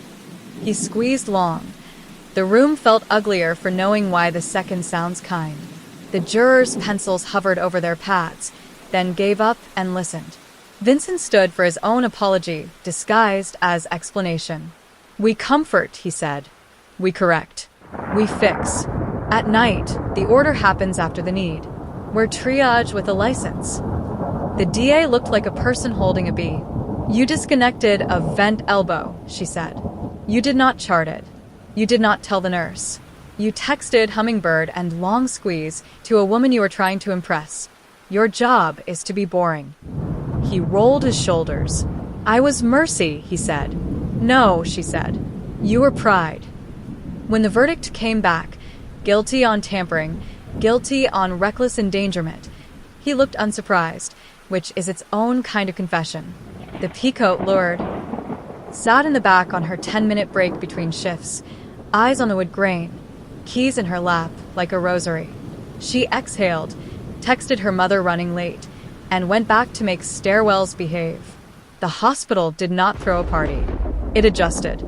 Pharmacy rolled out RFID caps floor-wide and started buying elbow connectors that did not enjoy failure. Biomed taped their own stern labels with Jude's handwriting and a small Veronica doodle that made residents grin in spite of themselves. Valerie wrote policy that sounded like sentences people could live inside. No verbal sedatives after midnight. No overrides without 2 bodies in the med room. No cosigns by fate. No mercy as dosage. Diane laminated a card and kept copies in a drawer near the tissues. "I hear you. Here's what we can do. We won't hurry a body." Nita turned "we are" into a ritual the day shift loved and the night shift relied on. Calm, dull, still, tidy, thorough, plain, honest, and sometimes humble when the board had earned it. Elise kept her calm tape, tucked inside the sleeve now, a private sacrament. She sat longer. She co-signed less. She taught new grads how to leave a room without leaving the person. Families kept bringing jam. She accepted it like a bribe from a universe she was not finished forgiving. Mara Vale started sleeping on Tuesdays. Jonah learned to walk the garage without rehearsing the hour he lost. They wrote Elise a letter with a sentence that made her sit down in the supply closet and cry in a way the building could tolerate. You didn't save her. You saved us from being alone when we couldn't. Anya put away the wall with string. She left one sticky up. Presents. She did not cross out Elise's name. She added 3 more beneath it in smaller letters. Nita, Jude, Lurd. On the next line she wrote Diane and underlined it because compassion is a craft and deserves stationery. She kept returning, nights, to security with a guard who had learned to narrate the feeds like bedtime stories. They watched cameras whose greatest trick was catching nothing. They drank coffee that did not get sweeter no matter how many sugar packets the guard collected for experimental journalism. They watched a fountain hiccup and then recover. Watched volunteers with red vests shepherd lost people to elevators. Watched elevators stutter and technology repent. On a Tuesday at 2:12, oncology's stairwell camera caught Lurd pausing under the dome again. She saluted with 2 fingers, then added a third, a little flourish, a sign to the watchers. I see you seeing. Keep it up. The guard saluted back at the monitor like a child and didn't apologize. At 3:04 on a Thursday, a resident tried to leave a verbal sedative order on step down. Nita pointed at the sign and at her face. He walked down to the room and signed. He did not die. The unit survived. The patient slept. At 4:41 on a Sunday, Jude taught a terrified new nurse how to bag right, whispering, short, patient, invite the lungs. He squeezed once, twice. The numbers obeyed. He looked up. Elise was in the doorway. I brought water, she said. It sounded like a prayer. A month later, the hospital scheduled a second M. The muffins were drier. The mood lighter. Valerie wrote on the slide. What stayed fixed? The list was longer than most lists deserve to be. Elise stood beside the podium, gnawed at it, and read a paragraph about staying that made the residents look at their shoes and then at the nurses' hands and then at the floors the housekeepers kept clean. After, in the atrium, under the fountain that now burbled like a machine that had repented, Anya told Elise the only compliment she believed in. You made it harder to lie, she said. Elise smiled in a way that included Jude and Nita and Lord and Diane and Cass and Mara and Jonah and the guard with the lamp. We all did, she said. Boring is a team sport. They walked to the doors, the day arriving with its cart of errands. Outside, the city pretended it had learned patience. Inside, Step Down changed the board to Today We Are, between and taped a tiny lantern next to the words. The hospital got on with the work. The ugly kind. The exact kind. The kind that survives scrutiny and doesn't look good on television. Rounds, vitals, tape, signatures. 3-sentence mercy. Veronica as mascot. 2 signatures at the Pyxis. Hands that stayed. Keys that sang. Night came as it always does. Unapologetic, dressed in scrubs. The doors side shut. The monitors chose their tones. The fountain clicked on. The building breathed. No angels. No monsters. Just people with verbs, refusing the costumes, writing what they did, signing their names, staying in the room.